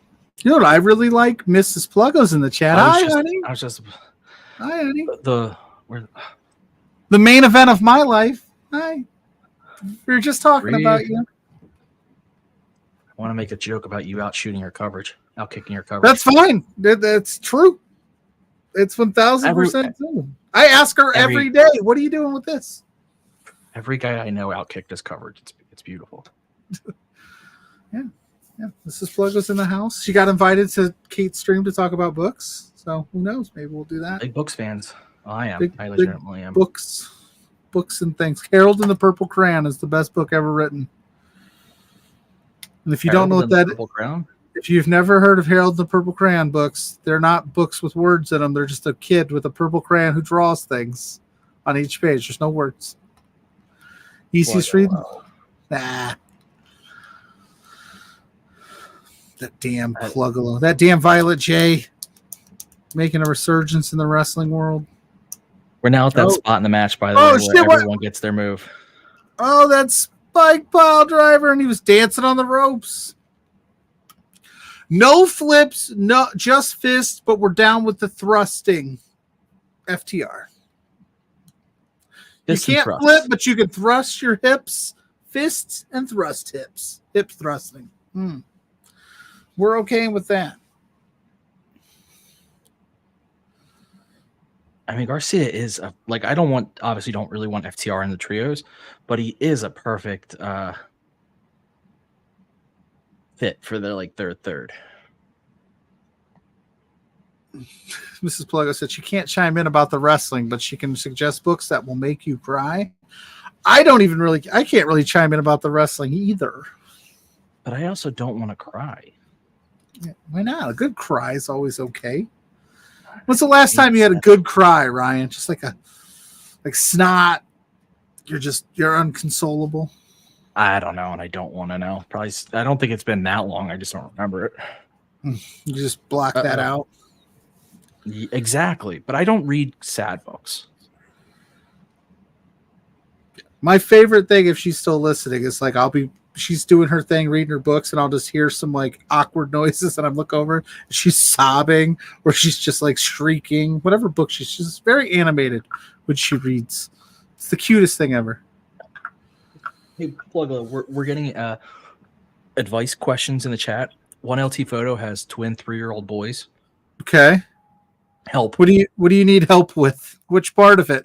I think I know where this is going, but as a father of 4, I might have a few ideas. There's no book. I can tell you that. There's no book for parenting. Pluggo's mistake was going past the 2, because as soon as you're outnumbered, it all changes. No, I would say, yeah, it becomes an uneven game, but make it work. I'm just. That's what every parent has always told me. Because I don't have kids, but my sisters have said it. My parents have said it. They've all been obviously love the children, but the effort changes significantly from 2 to 3, because now you're outnumbered. No, the work significantly changes from 1 to 2. 1 gets everything. 2, you're then it's definitely. Yeah, Jesse say, "Holy shit, this main event! Yeah, this main event has been a banger." As expected, these 6 are just incredible. The fight forever chance, baby. What was Garcia doing there? You're gonna see it. He dives off the rope, but it wasn't like a frog splash or anything. It was just a generic dive. Hi, Jesse. That was the worst frog splash attempt I've ever seen. That's what I'm saying. There was no frog. It was literally just a generic, I'm diving off the rope. Oh no. Oh no. Oh no. Don't tap. Don't tap. Don't tap. Get to the ropes. Get to the ropes. Get to the chopper.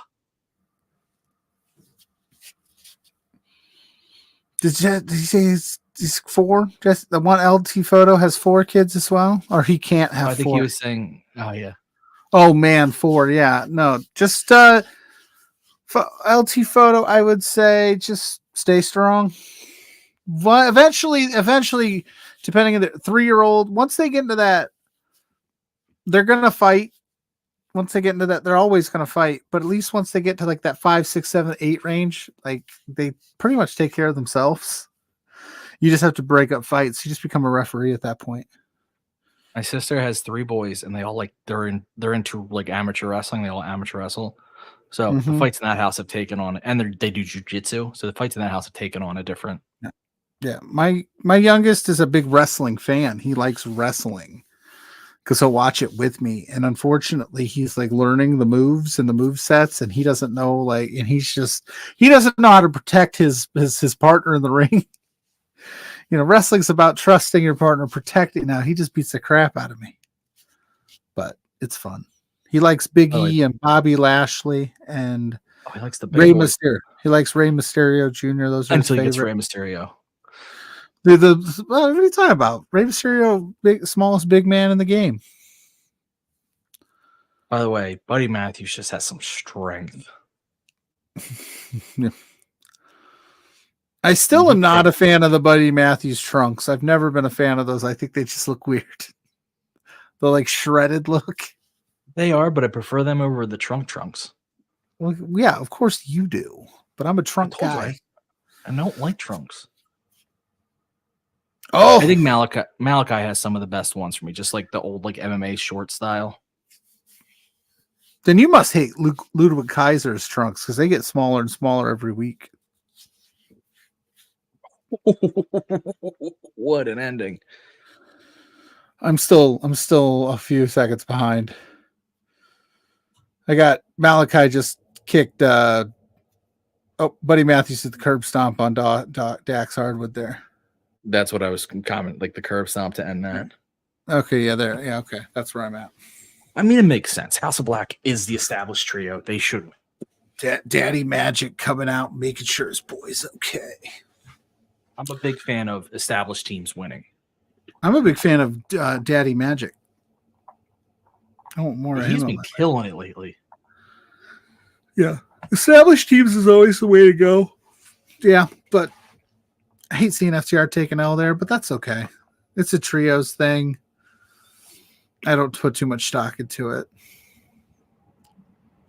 Oh man, Daddy's surrounded. Daddy doesn't know that. Oh no, Daddy, no.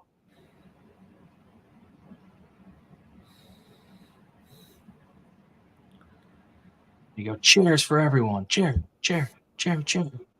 Uh-oh. Oh, Brody King punched the chair with his bad hand. Because he's a badass. Billy Gunn? No. But Brody King is definitely a badass. Billy Gunn? I don't know if Billy Gunn is still technically a badass, or is he still a badass at this age? Or I think does he have to give up that moniker?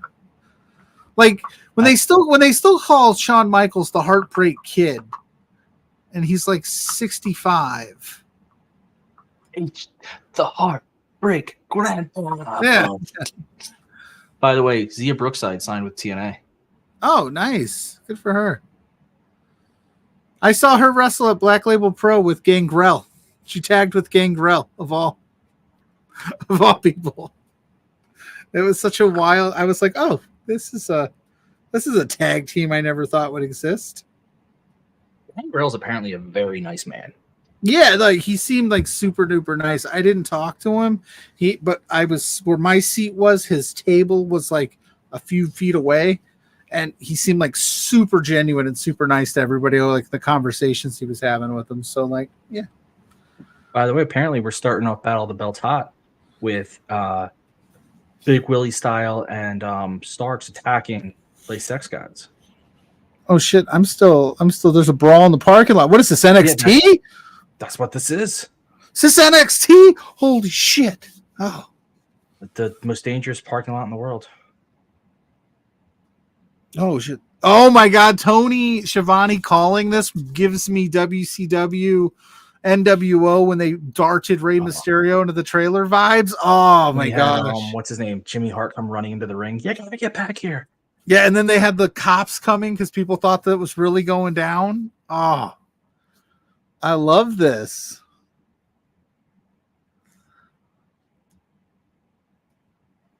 Oh, this is bringing me back as a WCW kid. Yeah, I was a WCW kid. Oh, I love this. I have a WCW denim jacket somewhere. And you don't wear that every day of your life? It surprisingly kind of fits. I would wear it every day of my life. It's an old Nitro jacket. Nice. From then. Like my dad's friend worked. I mean, obviously other people could get it, but I got it because my dad's friend worked for he was CNN. So now does this street fight have this? Can they pin them anywhere? Do we have to make it back inside? Because I'd be down for them just finishing it out here. I hope it. Well, there's a ref out there, so I'm assuming it's Falls Count anywhere. Okay. Some street, because like when WWE does street fights, you still got to pin them in the ring, which I've always been like, that doesn't make sense to me. What's the point of a street fight? Me neither. I agree, because like, and also like then you'd have to wrestle to the like. I get you want to bring like a lot of times you want to bring them back to the ring for the live audience, but every time I can, like, this is cool. Yeah. Oof. Big Bill is cool. He just looks cool. What he's done for himself is amazing. Yeah, for sure. It's kind of funny when like you think about Enzo, him, and Carmella, and you were thinking like Big Bill, like who was going to be the one that broke out of that thing, and just Big Bill has reinvented himself, become like a star. Like what company wouldn't want that guy right now? He works with everybody really well. Everything he does seems to work. He's cleaned his life up. Hell yeah, give me some Big Bill. Agent Joe, member of this podcast, is sitting on a tarmac in San Diego. Have fun. Oh, Agent Joe, I'm just trying to do my best to hold your spot, buddy. Sammy with the. Oh, is this a call? Who everybody gets ran over in the street fight? I love. Oh!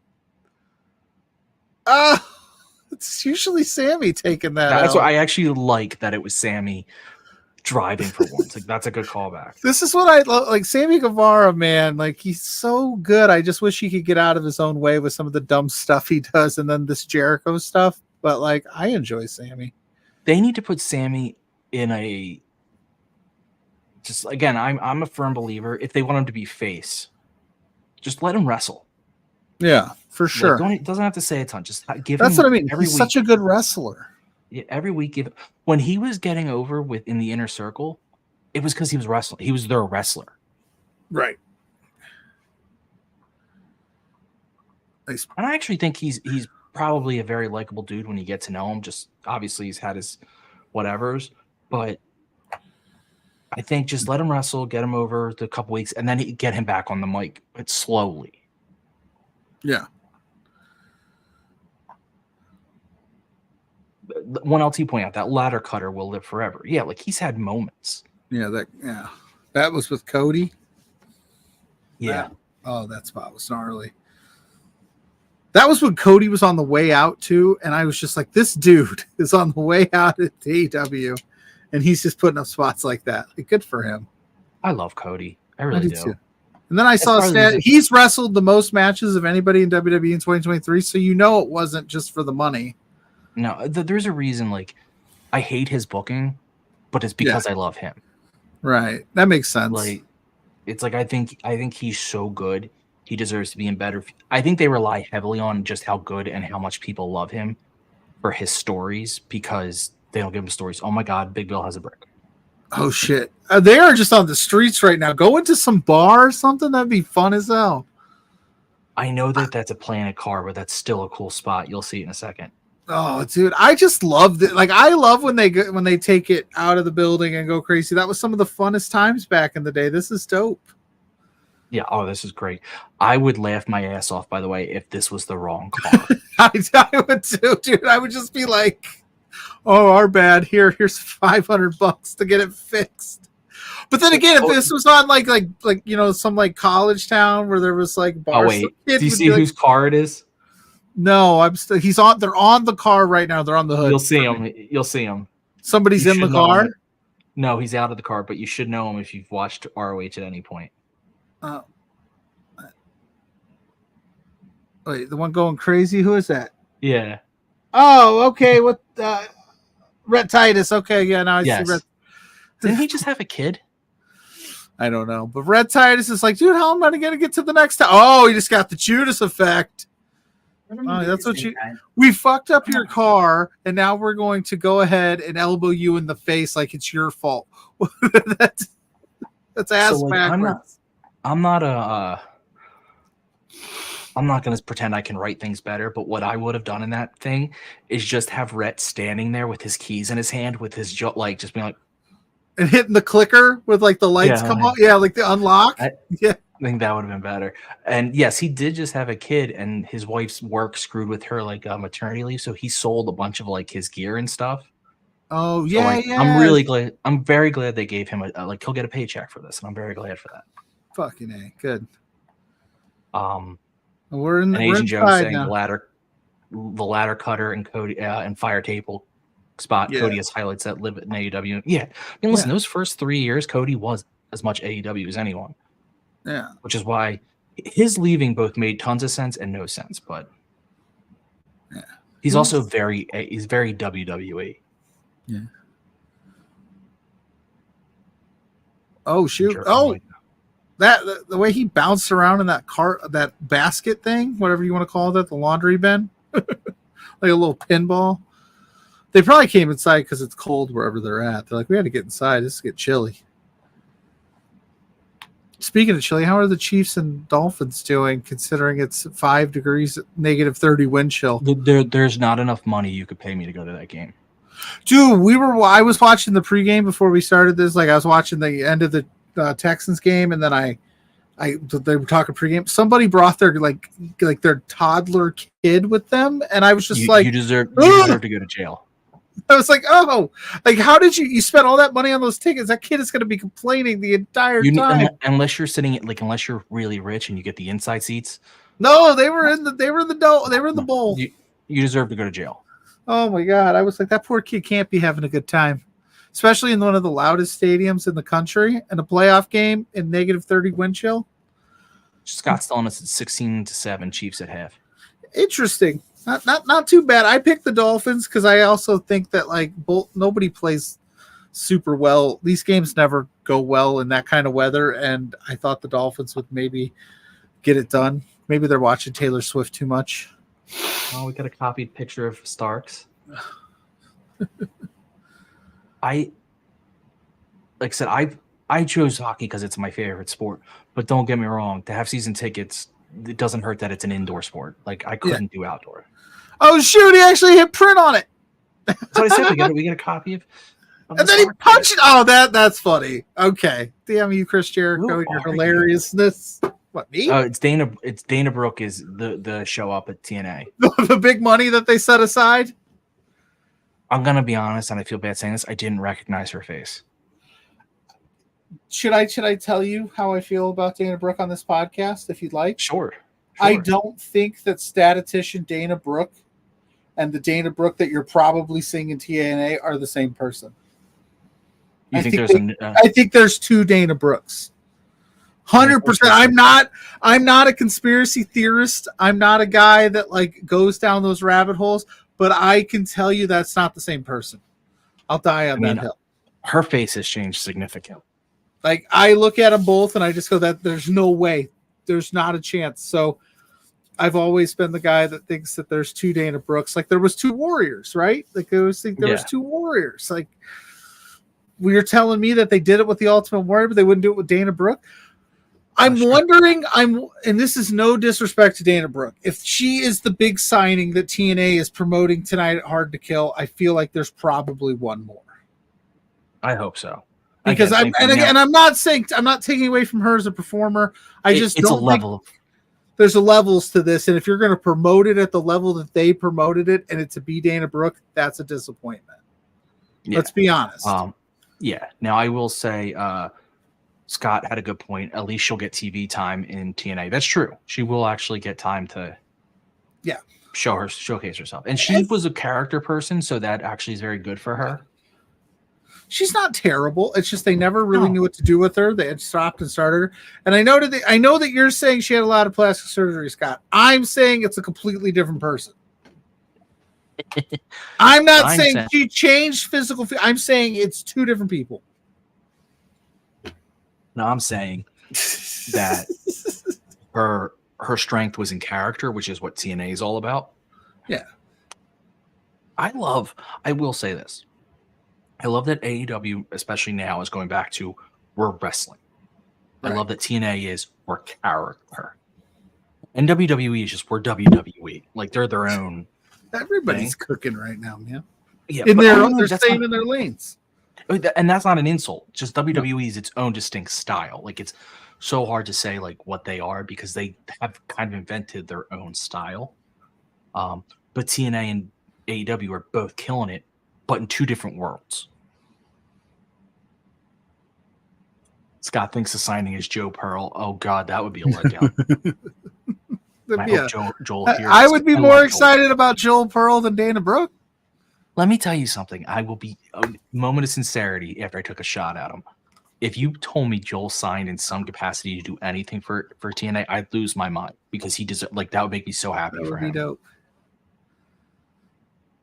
They're still going. This street fight is bonkers, dude. I hate to say it, the longer and longer the street fight kind of goes, they might pull the trigger and put them belts on Sammy and Jericho and let them take them on the Sammy cruise. Just did something really cool. And he's still in a hoodie. He just did something really cool. Sammy's wrestling in a goddamn hoodie. Did you see it? No, I'm waiting. Oh, shit, yeah. Oh, that was goddamn.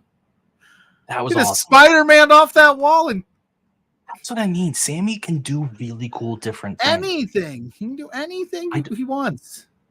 Also, I don't think Sammy's on the Jericho cruise. Well, let's find Jericho to take the belts and just had a kid, so yeah. He was there last year. No, they can't bring the little baby on the cruise and I joked her. I said it to Kate, to Pop Kate, but I will say just to you when I made the joke, every time I would go to eat, Daniel Garcia would be there. Hell yeah. I went one morning at like 1:30 to have breakfast just because I wanted to have breakfast, like to say I did it. Yeah. And he was in there. I'm like, what the hell is going on? He's like, what's up? And then I got in the elevator. Seems like a fun time. Oh, listen, it is. And on our podcast, on the podcast always says like, well, I couldn't be somewhere where everyone is just all about that one thing. And believe it or not, I didn't talk wrestling most of the time. Like that's the funny, like you did when you were watching it and live wrestling was fun. So it was like, but otherwise you're just bullshitting with your friends. It's just, it's relaxing with entertainment geared towards my likes. Yeah. And if anything I've learned in this space, interviewing wrestlers, as many as I have, like, that a lot of them prefer to talk about anything but. Yeah. I did you'll like this. It's coming out at some point next week. I did a LPW show with Lumberjack Larry Woods. We talked for an hour and a half and I said, Larry, I got to get this 5-7 minute interview in and then we could keep going because we were just talking about everything but. And I said, Larry, we got to record this thing. Like, let's go. So we did the spot and then we talked again for another like hour. Well, Larry just seems like an awesome dude. Larry is one of the nicest people I've ever encountered in this business. Like, he is genuinely him. He's so funny. He wants everyone to have a good time. He wants everyone to get over. He's down for whatever. So yeah, if you ever get a chance to check out Larry Woods, man, to all the people in the chat, do so. For anyone listening, for anyone in our chat or who might watch us later, who isn't familiar with Love Wrestling, which is where Pluggo shows on, I haven't promoted our shit at all. We will at the end. Watch Between Two Beards with Pluggo and JPJ. It's a great show. I'm in the chat every Thursday if I'm around. If I'm not like at a Flyers game. So you get to chat with me. Even if you are at a Flyers game, you figured out a way to hop in just to shoot the shit. It's a very much, if you're a fan of our show, you would be a fan of Between Two Beards. A lot of similar attitude and stuff. But two, Love Wrestling itself. Between Two Beards introduced me to Love Wrestling and all their wrestlers, and I really enjoy Love Wrestling now. I like the show that they put on monthly, and I like all their wrestlers because they all seem like good people, and they're all fun. And one, the wrestling's a lot of fun. Yeah. It is some of the most fun wrestling. And then it's on IWTV now as well. So if you're not familiar and you're like, where can I find it? We have everything on the Love Wrestling CA Twitch account. Spencer chops up all the matches and puts them on the Love Wrestling YouTube account. But we're going to be live now on IWTV. I think it's going to be dope. But, yeah, so like the wrestling itself is great. They have a great setup there. They actually have one of the better it looks great, indie venues in my opinion, because you have better camera angles and whatnot. But also when they do interviews with the wrestlers, they all just seem like good people, and that's I don't know any of these people. Like I always say that, like I'm not talking about necessarily love, but I'm talking about wrestlers in general. I don't know you, but if I think you're a scumbag, I don't necessarily want to support you, and I can tell that the love guys aren't. So that's always a plus. No, it's one of the best things about them, and I wouldn't be on. I know you. Yeah, I wouldn't be on something where it was a bunch of scumbags. Trust me, like. Because my whole thing when I started doing this was like I wouldn't want to do things with people or like be in a situation where I had to like explain that to my wife or daughter or kids, like, you know what I mean? So like, yeah, we're all, I know I work there, but it is one of the best independent wrestling shows in in Canada for sure, but across independent wrestling, it doesn't matter. I want to go back to Love because I actually want to hype it up a little bit more. But one, Takeshita, as Scott's pointing out, Takeshita did hit Jericho with a kendo stick, so it's interesting they're still addressing that. Good. And now Sammy's climbing all the way up and about to do something insane. Yep, I'm watching this. As we were talking and going on, I was like, oh shit, Sammy. And now Sammy's shirtless on my stream, so he finally got rid of the hoodie, which was. It turned up my volume a little bit just to hear like the crowd reaction to this, because God, he's going up there. It's like Darby was high, but Sammy's definitely higher. And Powerhouse Hobbs. He's still going. He's still climbing. Oh, you wait. He gets all the way up there. Holy shit. And he missed it. Hobbs moved him. Hobbs moved Starks. Oh. Love that. Whoa. All right, so the belts didn't change hands, thank God. But that was a really awesome match. And it showed how good Sammy can be, because Sammy's fucking awesome. And I will, like, when he's allowed to wrestle, he just kicks ass. Wow. So shouldn't have left the Don Callis family, Sammy. Guess not. But back to Love. I think Love, for those again listening, just again, I'm going to hype it up a little bit more. If you're like, I haven't really heard of it, it's because I hate to say it, and it's fair. It's because it's Canadian, and give it a shit. Like it deserves more, because it is as good as what you'll see anywhere, and a lot of really good wrestlers make their way through there.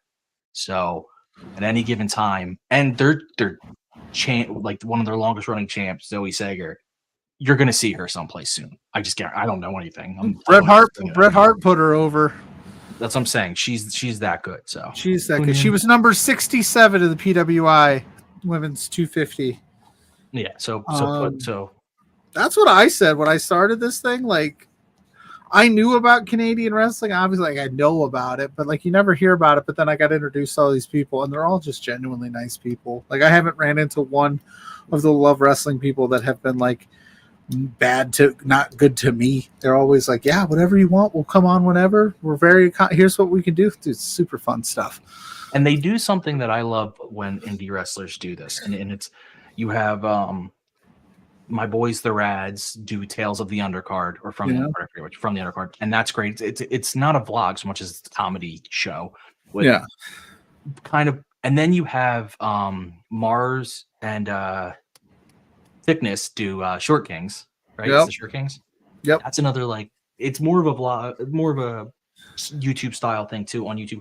I just love when the guys go out of their way to showcase their personalities in as many ways as they can. Oh yeah, they have fun with it. I love me some Mars and love me some Breed. I love all those guys.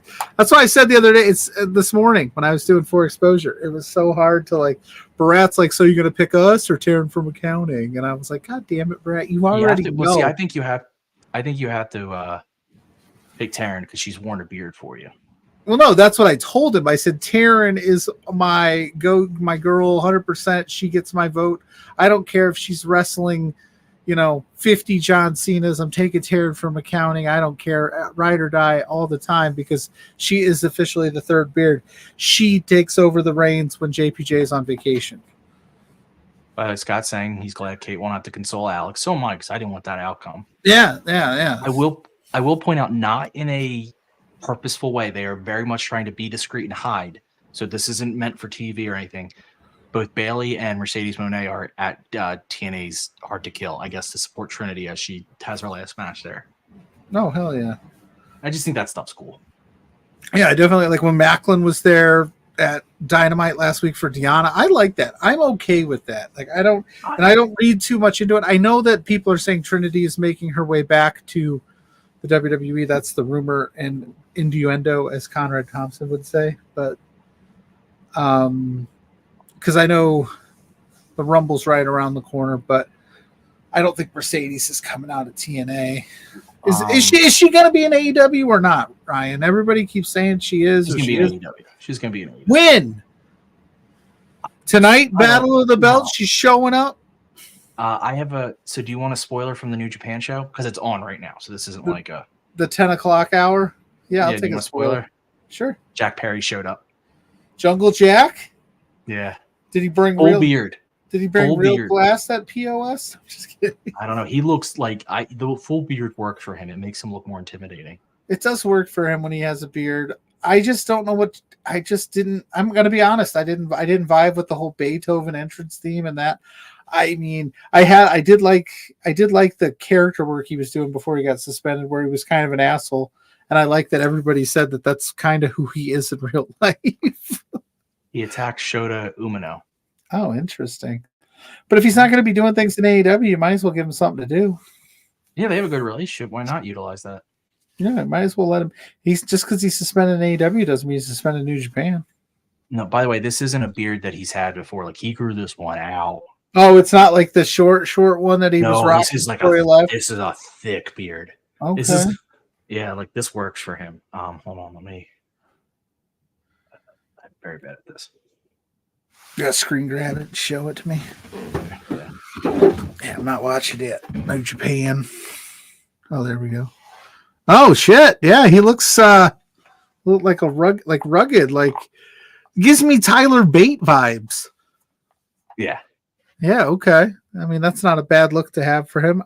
He should get away from reinvent himself, do something completely different, and get back to what made him good.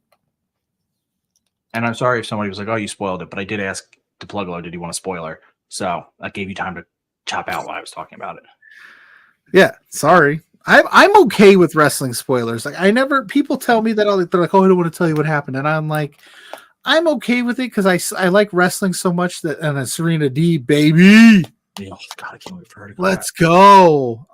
Because I'm still interested in how the story got there, how they got there, what big surprise, how they decided to do it. Like I don't get bummed out when somebody's like, "Hey, so Mercedes is here." It's like, "Oh shit, you ruined it for me." How? Also, these wrestling fans online, you guys follow. How do you avoid it anyway? Like I follow all the pages, I follow all the show. How do you avoid a spoiler? I mean, I saw because it's just on Twitter. Like I wasn't. I want to point something out. I'm watching a replay of Sammy's dive off the. I'm trying to catch the moments ago. I'm watching it right now too. I don't think Hobbs actually pulls. Starts out. No, it doesn't look like. Roll. He got there at the end. Yeah, it doesn't look like he pulled him either. You only don't know that he didn't if you don't see the fact that he wasn't there at all. Yeah. That's look, it's Anna Jay. I like Anna Jay. I hope they find something for her. I do too. She was when she was first starting in AEW, like we were raving about how she's had like 25 matches and she's this good, and then she got injured. Dark Order stuff kind of fizzled out, and then they just haven't known what to do with the Jericho stuff. I think it worked, but it didn't work to what they expected, if that makes sense. Like there was so many other big personalities in that she kind of fell to the back a lot. Exactly, and I think they need to find her enough of a character. Her like, I get like her mic work at times has not been the best, but yeah,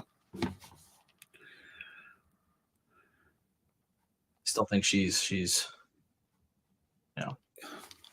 got something there. And she's young, so like. Yeah, I mean, look, Julia Hart wasn't the best until they found a character that just she could truly sink her teeth into. Right. I mean, you can only go so far as Pillman and Garrison's like muscle or not muscle cheerleader. I'm sorry, I always said muscle. You can only go so far with the Varsity Blondes thing. They didn't really get a chance to showcase. I mean, if I'm being honest, and this isn't the most memorable part of that I remember was when Caster was talking shit to her in a rap and everybody lost their mind. Yeah. But then she found this and she's been on fire and she's been killing it now. She's still young too. And she's a little green in the ring, but I think she's putting it all together. So this match should be fun. I mean, their whole women's division is so green. But it's got talent. They need to just keep pushing it because they've got actually green isn't the right word. I meant to say young. Like they're just so young. Yeah, young. Young is good though. Young means you have years where you're gonna like. Speaking of Pillman, hey Brian. I don't know why. I just got stuff. He gave me. I went to a Warrior show where he was at, and I have like the AEW cards behind me. I have some cards, and I wanted him to sign the card. The way Warrior does the meet and greet is you get the one autograph, or you have to pay for another one. Some are cool, some aren't. Like Swerve hooked me up. He signed his. He's like, I don't care, dude. Here, give me it. He signed his rookie card for me. But Pillman was like, yeah, I got to charge you like another $10 to sign the card. And I was like, that's fine. He goes, but I'll throw you in an 8x10 as well. And I was like, well, I guess. Thanks. So I have 3 Brian Pillman Jr. autographs, hoping that they, catch fire. So you know who wouldn't sign? Brian Cage. He wouldn't sign the card for any amount of money. He refused. He said he had a guy that he worked with, so then that way his signatures didn't flood the market. And I was like, who's going out at like how many Brian Cage autographs you think are going to go out into eBay? Another New Japan spoiler, if anyone wants to hold off the next couple minutes. Jack Perry pulled out an AEW contract and ripped it up. Well, maybe he's a free agent. Well, I mean, they said AEW. I got a clip of. They said AEW on the broadcast. You don't do that if it's not in agreement with both companies. But that also doesn't mean that like they maybe in story they offered him a deal and he's saying I don't want this deal. Oh yeah, no. I like the idea that he's saying I'm not here. I'm here. I'm not in AEW. I love that, but it's very interesting the way they're going about it because clearly he didn't tear up an actual AEW contract. Yeah, but so maybe Kate was wrong. Maybe all the hot angles are happening right now. She's like, I'm not getting started till 11. Jack Perry's out here ripping up real paper, or is that gimmick paper? That's the tweet, Ryan. I can't tweet right now, but if anybody wants to tweet that, by all means, you can have that. Is that real paper or gimmick paper, Jack Perry? And like NJPW just tweeted out, Jack Perry just blasted Shota Umino and tore up his AEW contract. Maybe I should just tweet that out. Why not? I'm very curious about like where they're going with that story.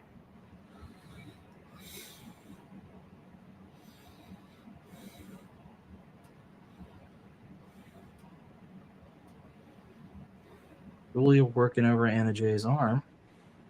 I do like that Julia, since she turned to the dark side, does seem to be more of like a pick you apart type wrestler. Yeah. I think that's it's really helped her out. Like, again, she's not going to have the size. Anyone. So let her be a limb person. Let her talk to things, because that's more realistic for her.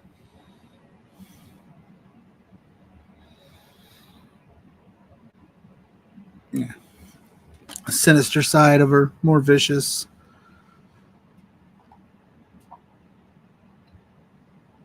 But this is what I don't want to see happen, is I don't want Anna Jay to get that win on Dynamite, get this match here at Battle Belts, and we never hear from her again. I got one more. Sorry, guys. Ahead. Another New Japan spoiler. Jack Perry has an armband on that says Scapegoat. Am I gonna like this Jack Perry iteration? Like, I think I might. So far, I am. Like, don't get me wrong. I thought Jungle Boy was an absolute fantastic wrestler. I just wasn't all in on the Jungle Boy thing, except for Marco Stunt. I'm just kidding. I actually thought, but no, I always said Jungle Boy Jack Perry, how far can you go with that gimmick? But this, like, a pissed off, like, son of a former movie star thing, like, I'm here for that. I'm here for Jack Perry with some edge to him. Blaming me for things that have nothing to do with, like, yeah, it's just like, it's not his fault that Old Man Punk, couldn't take, because they could spin it any way he wants. He could say, I'm just asking questions. It's a different era. This isn't the young boys versus the old veterans thing. Like, this was my house before you got here, and then all of a sudden you want to change the way we do things, but we're not that other company. Like, that would be kind of a fun little thing to run with Jack. Yeah, Jesse just say, we just saw Jungle Boy is hanging out in New Japan making waves. That is curious. I'm very into where this is going. Nick, you know what? He wasn't going to be able to come back and ignore the story surrounding him, so make use of it. Yeah. And it's okay to tell that story and do it in a, listen, you can't say anything because of NDAs, but that doesn't mean you can't write a script that mirrors it. You know what I mean? You say whatever you want as long as you're not saying it, right? I don't know how that all works, but I would imagine they'd be like, this is just a story that we're telling. We didn't mention his name. We didn't say anything directly. You don't mention him. You just say, you blame me for a situation. Yeah. I lost 3 months of pay because of this, all because you got into a fight and you got your, Yeah. And then, I don't know. I don't know who was right or wrong. I wasn't there. We may never know who absolutely, but I was getting sick of talking about it every week. Me too. It's like, guys, just like we got to figure out a way to, like, not have this stuff overshadow these amazing things you're doing, because this is all people are going to talk about. Apparently that tweet was a success. I figured out a way to tweet it. People are liking it, so hey. But no, Jungle Jack Perry or Jungle Boy or Jack Perry. I would just drop the Jack. I mean, Jack Perry's his birth name, so maybe he can't do that. But just call me Jack. Just Jack.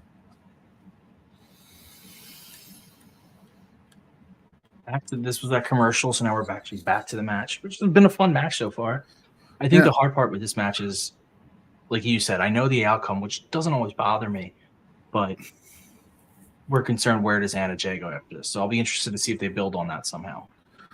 Like this particular Battle of the Belts, like, I get it if you don't want to empty the chamber, so to speak, because you're going up against TNA, New Japan, NFL football, all this stuff. But yeah, like, your guys. Huh? Yeah, New Japan with one of your guys is right now overshadowing this match. So that's a problem in itself. But, like, we know what's going to happen here, and then we just know, like, they're not going to do anything with Anna Jay. They're going to fade her away, or hopefully they figure something out. But I mean, they have been better with women lately of like keeping them and focusing on them, but we'll see. right.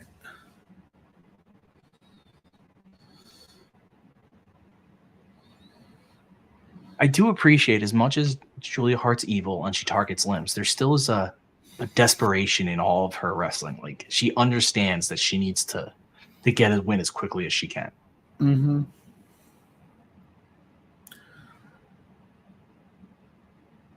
But also the problem is who's really warmed up right now. I know they're getting better, but like, who's warmed up right now to take that from Julia? Who's got the fire in that division right now that you can go, yep, I could see her beating Julia Hart. They're getting there, but not right now. They had them all in that 8-women tag match on Wednesday, and it was like everybody got their spots in, and it was cool. But none of those women are like heated up to the point where it's like, all right, they got to figure that out. They got to figure out a way to keep some people hot at all times. Yeah. Now, there's a couple people you could obviously throw in. Yeah. That like a Thunder Rosa would work no matter what, because it's Thunder Rosa, but she really shouldn't. I mean, if you want her going for the belt, I don't have that problem, but there's more. There should be more to that. Right. You can only live and die by the throwing the person into the match for so long. That's what I just like. I would like to see AEW getting to a point in the women's division where it's like they have in the men's division, where it's like, why isn't this person getting a title shot? Why aren't you putting, we'll just use Chris Statlander as an example for a name. Chris Statlander's won 6 weeks, 7, 8 weeks in a row. Why haven't you put her in this match yet? What are we waiting for? Because we have that in the men's where it's like, we got Hangman Page, we got Swerve, we got all these guys that were like, you could plug and play Daniel Bryan, John Moxley, you got all these guys that would make sense. In the women's division, you've got the talent, you just don't have the story behind it. Yeah, exactly. So that's what I want. Big G, funny enough, says that they would like Thunder Rosa to take it from, and Thunder Rosa is a perfect candidate. But if you're going to do that, have her have stories before she gets to Julia. Build her back up.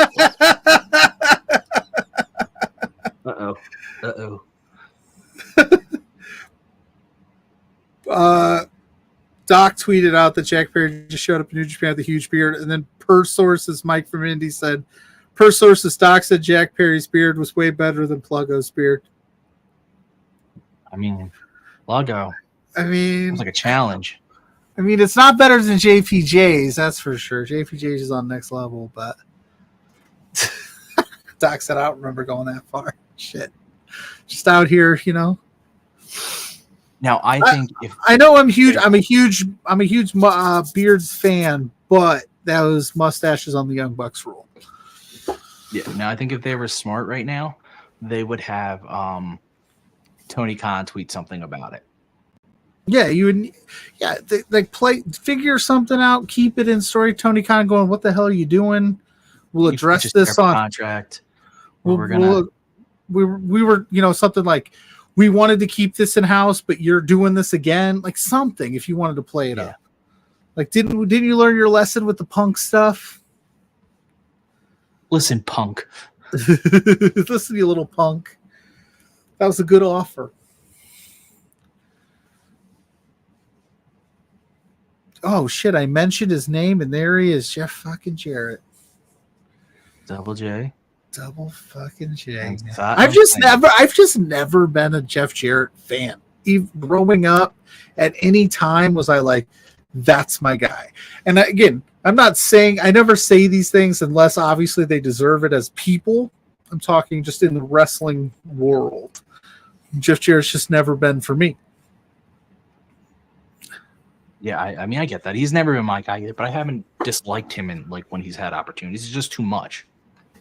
Yeah. No, there was a rough stretch there where he was on weekly, and I'm thinking, Miro's sitting at home, but you got room for Double J.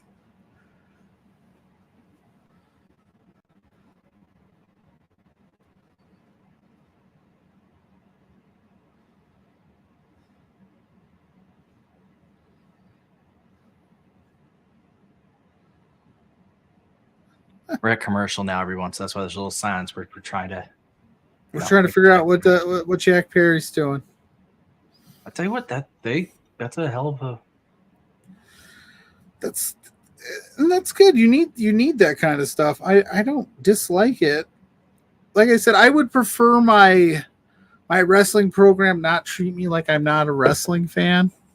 Like somehow, like WWE's never going to mention that Punk wrestled for AEW, like outright. They're not going to talk about his AEW run, but AEW will at least acknowledge it in the other way around. Like, also though, like that's why I love that the advantage of this relationship is okay. So you don't have something for Jack in AEW. We'll put him in New Japan for a while. Let him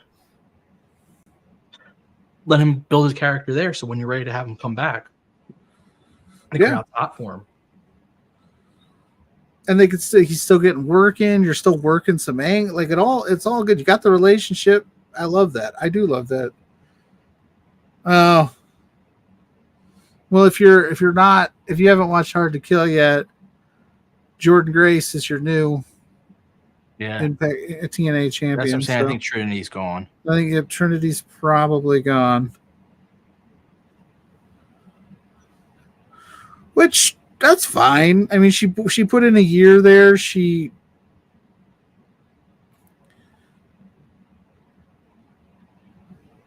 gonna. I just hope they do something with her in WWE that isn't what they did with her before, which was like put her in the tag division and not do much with her.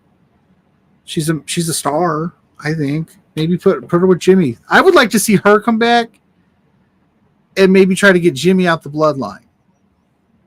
Like, hey, Jimmy, like you're my husband in real life. What is this you've been doing since I've been gone? Like, make a choice here, something, or put her in the blood. Just give her something that's different. I don't need her to come out and all glow, and because then I feel like they'll just shelve her and do the same thing that she was doing. KC's up 26-7 now. Jesus, my pick has been just. I had Rich King on, Ryan. Rich King of the Rads was on, and we both picked Miami. I was watching. You think you were going to win as soon as Rich King picked him? Yeah. Well, I was going to pick him first this year. Poor Rich. He picked underdogs, to be fair, but he got most of them wrong. Poor guy. That was so much fun for a while. He was like, I haven't won in like 10 weeks. And we're like, yeah, it's fine. We don't care. It's actually more fun that he wasn't winning, to be quite honest. Yeah. If he was just knocking him out of the park, it would have been different. But no, he was killing it. It was fun. Those were good 18 weeks. Our correspondent.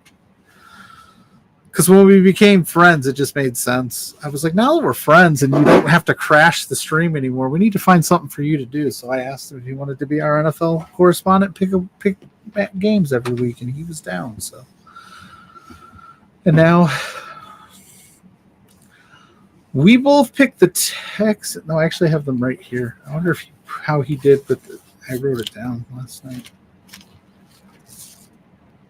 Him and I both picked the Texans. We both picked the Dolphins. JPJ took KC and the Browns. So it looks like we're all even right now. Right? Yeah. I would be. Yeah. We'd all be 1-1. There we go. Let's get some Orange Cassidy. Love me some Orange Cassidy. You mean that get comedy wrestler? I hate when people do that. They get so upset when you show this guy any love. Well, I could post the most well-crafted, thought-out tweet or post on my Facebook of all time and just be so proud of it and put in years of work. And all I do is say, Orange Cassidy had a great match, and I'd get more engagement there. Here's the thing though, he's not yes, he does comedy, but he's not even a comedy wrestler anymore. Saying that means you haven't watched his character evolve. Yeah, for sure.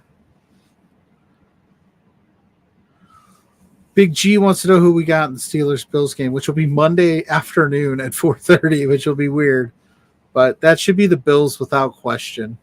Now, did they cancel that game because of the getting to the stadium, or because of the conditions in the stadium?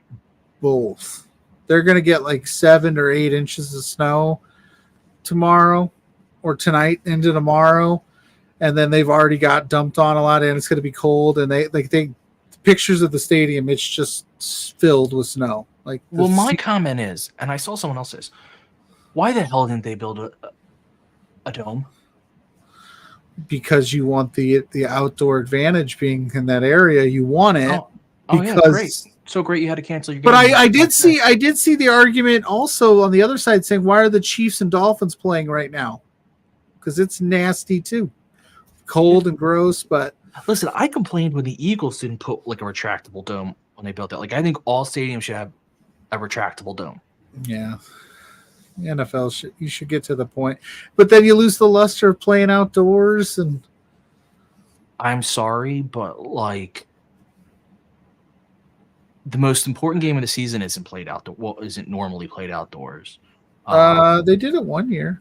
Yeah, they do occasionally. I like, that's why I say retractable though. Like, they played the Super Bowl in New York once. That was a worry though. But no, I get it. I just think Buffalo, they're on that weather, just brutal. They get so much snow. I don't know why they don't. Takes away from the fun, I guess. I don't know. Yeah, really fun being forced to move your game. And all the snow that comes. Like, I saw some pictures of like the seats. You can't even sit in the seats. There's so much snow. Like, it's just covering this. It's crazy. Yeah, I just feel like, again, I don't know. I feel like you could the retractable to me is the way you get the best advantage of, and then you can decide whether you want to have it opened on a cold day or something. Like, you don't have to close it. Yeah, Scott, that lake effect is brutal. I live off of Lake Michigan. It's brutal. Oh, we got Roddy coming out with the Undisputed Kingdom and shares to kind of see what happens here. Maybe get involved. Preston Vance, shout out to Maggie from Fightful. She's probably excited right now that Preston's on the TV. He is a handsome individual. Yeah, it's very good looking. And I love the Undisputed Kingdom just sitting ringside. Right out the gate. See, now this would be the match where, like, I want, like, Roddy, obviously his sights are set on Orange Cassidy, and that's who he wants to beat, and that's who he wants to win. So I would like to actually see them, if Preston Vance gets close to winning, interjecting themselves and keeping him from winning and saying, no, I want to be the guy that takes out Orange Cassidy. Like, I think that would be kind of fun. That would be kind of fun, but like, opposed to just beating up Orange Cassidy so that Preston Vance wins or gets no, you're right. That's a swerve you don't see a lot. Like, and then beat him up. But the obvious thing there is, if you're going to beat up Preston to get to Orange, then you have to, I hate to say it, Roddy has to lose to Orange, I feel like. To be like, you wanted me and you lost to me. Scott saying they're paying $20 an hour for fans to help shovel out the stadium. I did my sidewalks today outside. That was too much. And I Mrs. Pluggo. Mrs. Pluggo is like ghost watching our show because she just sent me like, are the Bills going to get a dome? The stadium will never have a dome, but it will include stacked seating and a canopy overhang to protect fans from the elements. And that was January 5th. So their new stadium that they're breaking ground on. Still won't have a dome? Still won't have a dome. They're still going to play outdoors. But they're going to do probably that like Cowboy Stadium vibe where they have like that open area right above like the field. But it's going to be canopied in. Is it Texas Stadium that does that? You know what I'm talking about? It's like you see it a lot in like soccer. Like soccer stadiums have like, it's just a big opening, but the canopies over the top so the fans are still good, but like it still can allow in. Do they build heaters into those canopies? Heaters? What's that? Heaters. Oh, heaters. Oh, I would assure you got something, maybe some heaters of some type. It'll be done in 2026. I'm going to stick with my indoor sport. Yeah, you're not going to watch football? You're not going to watch the game on Monday? No, I watch. I'm just not going to go. Yeah, I can't imagine that would be. I don't know how much amount of money I've gone to Notre Dame football games when it gets kind of frigid and kind of cold, and I can't do it anymore. So like, I don't know how I could do -30 wind chill right now for this Chiefs game and just be like, yeah, this is enjoyable. No, there's literally you couldn't pay me to go. Huh. We continue in picture. Yeah, that's why I got distracted again. These goddamn pictures. Yeah, dude. I'm not a picture-in-picture fan. Even though you can still see it, it takes me out of it. I know that like the overseas watching and up in Canada, you can watch them fight and they have commentary throughout. Lucky people. And I get why they do it because it makes them money. And yeah, I get it, but it doesn't mean I'm going to watch it. The only way you're ever going to get me to watch picture-in-picture is if every once in a while somebody gets pinned and like loses. Happened once. Yeah, like if you do that, because the running joke for picture-in-picture a lot was like JR just could never get the timing down. No. We're going to picture-in-picture. Excalibur's like, no, we still got like 15 seconds.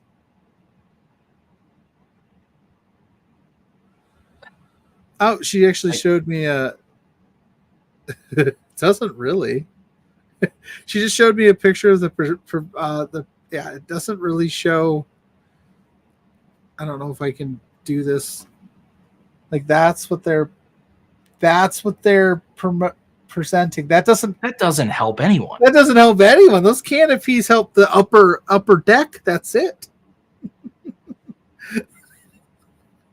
Maybe there's time for them to change their mind. Shout out to Mrs. Pluggo for being our research assistant tonight while she's listening in.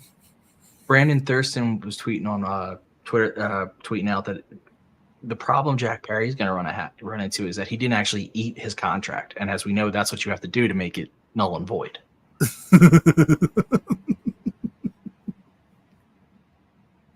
Oh, Jack Perry. I hope I hope they figure out something good for him and he becomes the star that they had hoped when they signed him. It's just unfortunately a lot of stop and starts now, but that's whether it's his fault or that redacted name that used to be in the company's fault. I don't know, but we'll see. But I hope they make the most out of it. Could have been just silly if he showed up in New Japan in the cheetah trunks.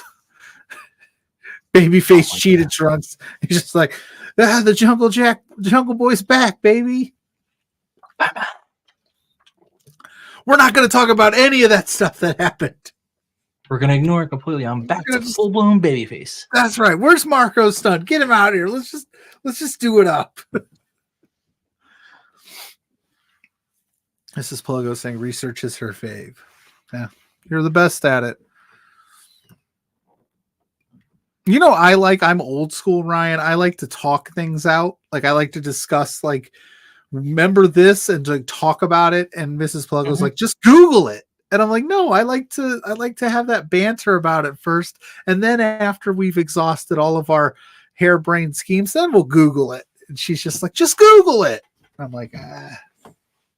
I mean, I like to talk about it and then Google it. I like the two. Yeah, I like to Google it, but I also like to like just be completely dead wrong for the first like couple minutes of the conversation of like, oh yeah, that movie was X, Y, and Z. Oh, that person was in this. Oh, that's how you get to that store. Okay. Oh, and again, I'm going to spoil something for TNA watchers. Dana Brooke was not the big signing. It's what I said earlier, right? Like if that's your big signing, that's a mistake. Go ahead and spoil it because I'm interested. Nick Nemeth.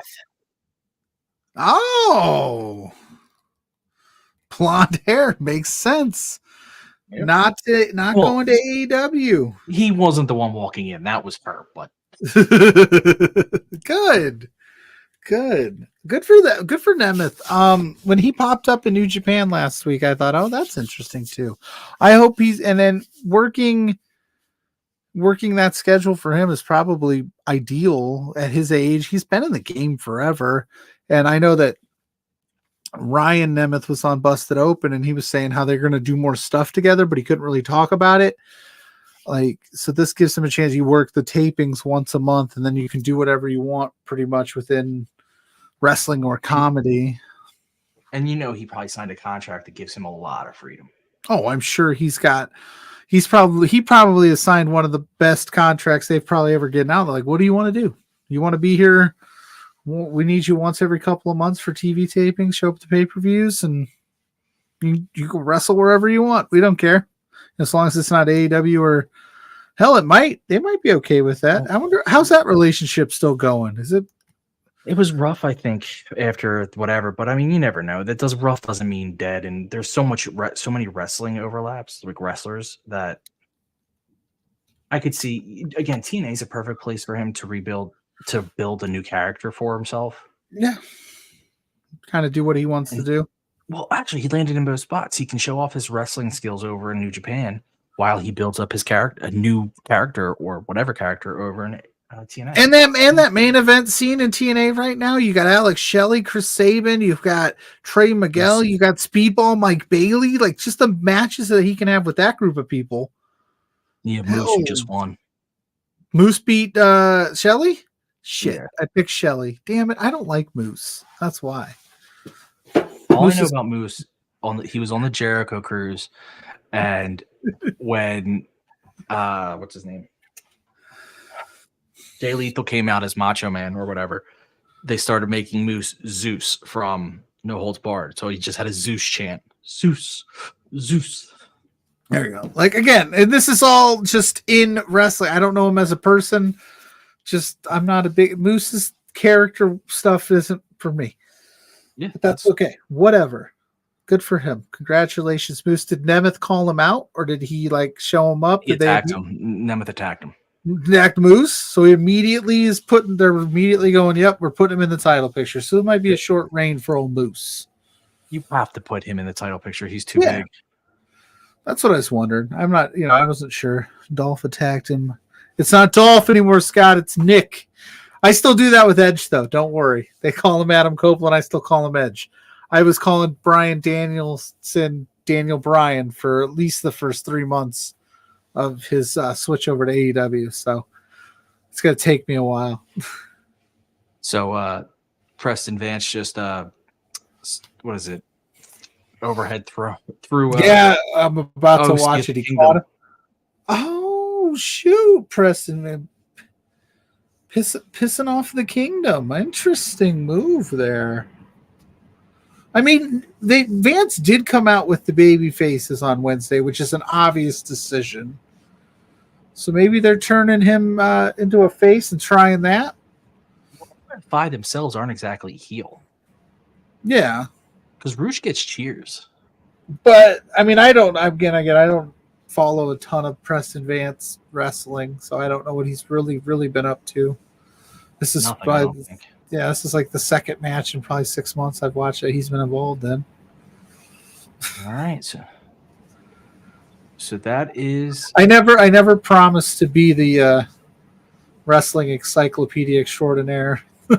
Did you promise to be the wrestling encyclopedia extraordinaire? Not to you. I guess I could research it like Mrs. Pluggo. Okay. So, OC got the win. So not a single belt changed hands at Battle of the Belts. This is Battle of the Belts. This is people don't change hands. Belts don't change hands. But now the Undisputed Kingdom is in the ring mocking OC. Yeah, they OC just won. And he's about to stand up, and here they come. But yeah, like I get it. It's Battle of the Belts, but not even like it wasn't even close. No, but interesting. I'd like to see here. I'd like to see the belts of battling. Give me champion versus champion or something if you're not going to let them change hands. Who's that? Oh. But very interesting. That means LFI is going to be a little angry. I like that. I'm okay with that. Then we got Cassidy just chilling. Oh, he's looking like he's going to get his ass kicked. Where's Sue? Where's Trent's mom, Sue? I like that though. I like that they're just standing there, cornering Cassidy, being like, we could pick you apart. We absolutely could, but we're not gonna. Yeah, I like that. I think that's a nice touch. And OC knows it. He's like, I'll get my ass kicked here. Oh, you could hurt me, and you're choosing not to. That's a mind game. So, what movie are we watching? The Accountant? I hope so. So, everyone, that was our This has been our second Collidercast. I thank Pluggo for joining us. Pluggo from Beards. Beards. This has been a lot of fun. 3 hours because we had the extra. Who knew that when we started this, the second episode would have a third hour because of Battle of the Belts? You did. So before we head out, I'm going to do the typical Pluggo. Where can we find you? Oh, well, you can find me personally at Pluggo_ on Twitter, at Pluggo Loves Wrestling on Facebook, Instagram, TikTok, Blue Sky, and Threads. You can find me every Thursday night on Love Wrestling with JPJ, who is supposed to be here. Hopefully next time he can join us for Between Two Beards, 8 p.m. The show page for that is at B2Beards on all social media platforms. And then every Saturday morning on Love Wrestling with Grainmaker Podcast, a.k.a. Blair Pacheco, doing For Exposure, talking about independent wrestling. And I do some LPW show interviews as well for Love Wrestling. You can find those over on our Patreon at Love Wrestling CA on Patreon. Please go subscribe if you got a few extra bucks. You get all the Clandestine Wrestling Society shows and exclusive news and access to other things. Awesome. That might be the best plug I ever did. I know. JPJ is going to be so upset that you See, I wasted the good one on you, man. You can find me here at the Mark Order Podcast every Wednesday at 10:15, talking all things All Elite, and then doing the Collidercast every Saturday at 7, starting at 7:50, usually with Asian Joe. On all socials at Mark Order Pod, and then you can please follow my history blog, hereforhistory.com, or at _hereforhistory. And with that, I'm going to see how well I pull this off. I'm still learning this area of things. I have to put the outro block thing up, and then.